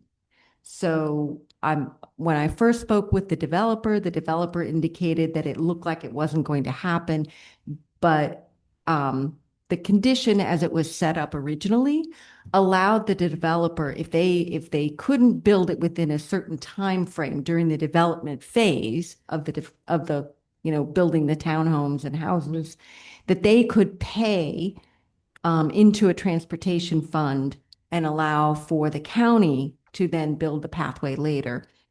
When the developer contacted me, I got the impression that they were being told it may never get built at all, but they were being told to provide that payment into a general transportation fund. So I'm in touch with the County Department of Transportation, and they've put me in touch with the State Highway Administration point of contact. But because the litigation is still active, I don't think we'll be able to get a lot of information while they're still working on securing the right of way. I would like us to consider as a town putting together a letter to State Highway and Montgomery DOT and Montgomery Planning to express our strong concern and strong support for a pathway. I'm wondering, Geraldine, if it wouldn't be useful to get something from Montgomery County Board of Education or at least Garrett Park Elementary to. Oh, that's a support. good suggestion, yeah, to Yeah. also bring this to their attention. Exactly. There's another factor that I want to mention really quickly. The 2018 bicycle master plan for the county specifies that the width be big enough to allow for bicycles and pedestrian dual use. And the intent of that master plan is to have that width of a pathway all the way from Rockville Pike up to Flanders. And then the bikes would be directed back into Strathmore Avenue and onto the current bicycle pathway that actually tells a bicycle to turn right at Kenilworth and then go on Oxford, come back out to Strathmore from Weymouth, I think. Because of the historic nature of Garrett Park and the narrow right-of-way inside Garrett Park, there's really no possibility of having a full bicycle, pedestrian, mixed-use pathway of that width all the way through town. Right. So I did discuss, and it has been discussed in the past with the Montgomery DOT representative.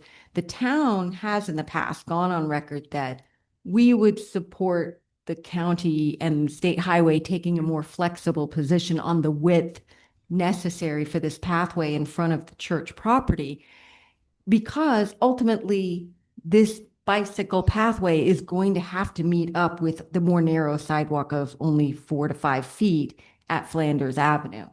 So it seems to me if they could negotiate with the church to perhaps get a narrower sidewalk in, that might be something that the Archdiocese might be willing to negotiate with the state on. So yeah, perhaps. So I would just like to get a sense of the council.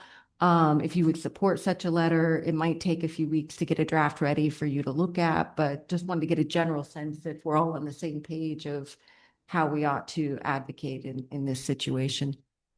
Absolutely. Yeah, I think I agree. I thought, And your openness to encouraging them to negotiate a narrower width of a pathway, given that when it gets to Garrett Park, it's not going to get any bigger. It's not going to But be that is full the size. archdiocese is, They're the property owner. but they're standing in the way. Currently, there is not a meeting of the minds between the archdiocese and the state highway, and they are in litigation. So the state highway won't tell us what the details are. And it's not just about the right of way. There is also that's okay. stormwater management facility issues there as well. Got it. Sorry, Phil, you tried to say something. well, there's a couple of things. I thought that we had an agreement with the county that that this was gonna be 5 foot wide. Because it didn't make any sense to have it the full 10 foot wide. And I thought that we had done some letters in the past to advocate for the sidewalk. I remember, cripes, it's been a while. I remember one to one of the, it was Wall Striker or somebody, one of the folks in the legislature was backing us to get the sidewalk put in, but we wanted to do it at 5 feet because it made no sense, like you said, to go at 10. And I thought there was already an agreement with that.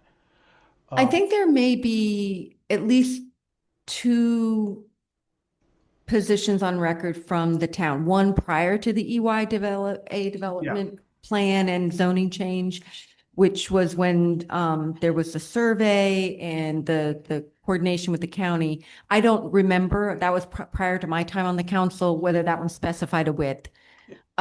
During the development of the preliminary plan and the final plan for this development, I know that the town did put itself on record to say that we've encouraged the state to be flexible about the width, if that would lead to a more expedient negotiation. I don't think we specified an actual foot width. I thought that we did, only from the aspect that it made no sense to basically have this wide path all of a sudden narrow down as soon as you hit the Garrett Park line. Right. Well, there's going to be a spot where it narrows, either in Garrett Park or at the edge of. It's already there. Yeah. So, the archivist will be in tomorrow. Maybe we could ask her to do a quick and dirty search for prior correspondence on this issue. Sure. Yes. And I can certainly find what was done when the development was developed, because I have that in my records. Okay, so if we have a sense of the council, well, I'll work on a letter and share drafts. That's great. So Great, Chair. thank you, Thank you. everybody. Sorry, we don't have better news. Oh, very quickly, progress update. Depending upon how the weather affects it, they do plan to do roadway restoration and striping the crosswalks and putting in that left-hand turn lane and signal this spring. So that is coming. They've already sold apparently about half of the townhomes. The single-family homes are on a slower pace, but they do expect to be fully sold out within a total of 30 months and fully built within 30 months. So Wow. that's their current progress. Thank you. 14% are required to be meet Montgomery County's affordable housing standards. So there will be a small amount of these homes that will meet affordable housing standards. Mhm. Thank you. Super fast, big week for parks. A month ago, we had a public meeting to talk about the survey results and really focus on Cambria Court Dog Park area. It was really well attended. People had interesting ideas. It was a really great conversation. They're going to have the second one on Wednesday. Oh my God, 7:30 to 8:30. I'm looking over at Kayla. I don't know why. We'll put a reminder out tomorrow about that. It's not going to be much different from the first one. This Wednesday? But it's just another opportunity for residents to come and share their ideas and their opinions. And then Thursday will be the standard committee meeting, which is also open to the public, where we'll be looking at everything everyone said, and they're working their way towards some recommendations to the council for that space and other things. So exciting stuff. 7:30 7:30, thank you. Wednesday, yeah. Yeah, that reminder will go out tomorrow. Thank you. Cambria Ball Field, last Wednesday, Barbara Matthews, George Miller, and I, plus Stephen Paskowski, representing the Parks Committee, met with Jason Azar to discuss progress or lack thereof on the Cambria Ball Field renovation. There are forest conservation measures that are taking a lot of time. That and the issue of fences were the two major subject of discussion. We hope to finalize plans in the next 2 months. B&O Water Tank Foundation wall repair. We got a good bid for a restoration rebuilding of the B&O Water Tank Foundation, which serves as a retaining wall at the pool and is the last physical remnant of any B&O presence in Garrett Park. Councilmember Schulp had some useful suggestions in terms of weep holes and other items to include. That will move forward and hopefully be finished by the end of April. How much is it gonna be? Archives. I'm sorry? How much is the cost of the repair? 82 or 86. It's well 100. under, No. we had budgeted more. Great, It's well under. thank budget. you. And that will include a certain amount of Landscape, restoration of the landscape front. good. Question, The Chris. job will include that. The 8,200 did not, so that will be an additional 1,000 or so. Yes, I'm sorry, Phil, go ahead. You know, I just thought of this and I forgot, but we had included in the past, we had always talked about doing a excavation in the dog park area to look at what was in the area that was subsiding. Was that ever included? You know you remember what Yeah, I know what you're referring to, Phil. I believe that was, but let me just refresh my memory in the morning and get something out to you all. My recollection is that there was some surveying work done. I'm not sure that there was work done beyond that I recall. Well, we had talked about having the people who are going to repair the wall. We thought they'd bring in excavation equipment and thereby they could dig a hole in that old tennis court to look to see what was down there, like what might have been Bill, subsiding. I don't want to interrupt, but that was when one of the option being actively considered at that time was to lower the height of the wall, to remove the top 3 rows of bricks. And having done so, we would have to excavate at least partially behind that. And as long as we were at it, we'd go a little deeper and check what's actually in that area. That whole approach was rejected in favor of keeping the current height, raising the soil level at the bottom so that the distance at the highest point is 30 inches or less. Right. It was just regarded as simpler all the way around. That doesn't mean that sometime excavating to find out more about what's under the surface wouldn't be useful. It's just not part of this project. Okay. Okay? Yep. Thank you. Archives. So Phil, that's you. real quickly, there were outreach efforts which included some enhancements. We got some additional photos for the Senator Frank Shore photo collection. The research requests have declined slightly from the previous year. However, we are also looking at internship recruitment and expanding to additional colleges. The new archives laptop is now configured for future scanning needs.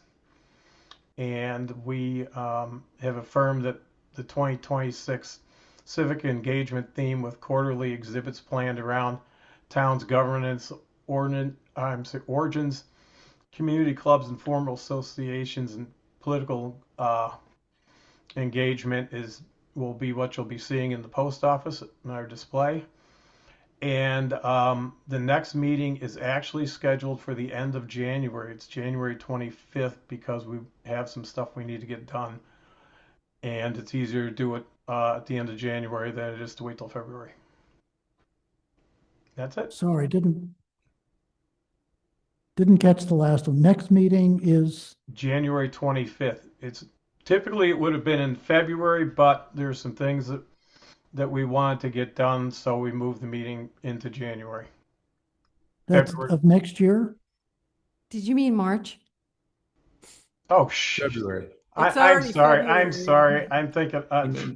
No, February. February. Okay. Quick question, Phil. That internship, is there a stipend provided or is it unpaid? It's unpaid as I recall.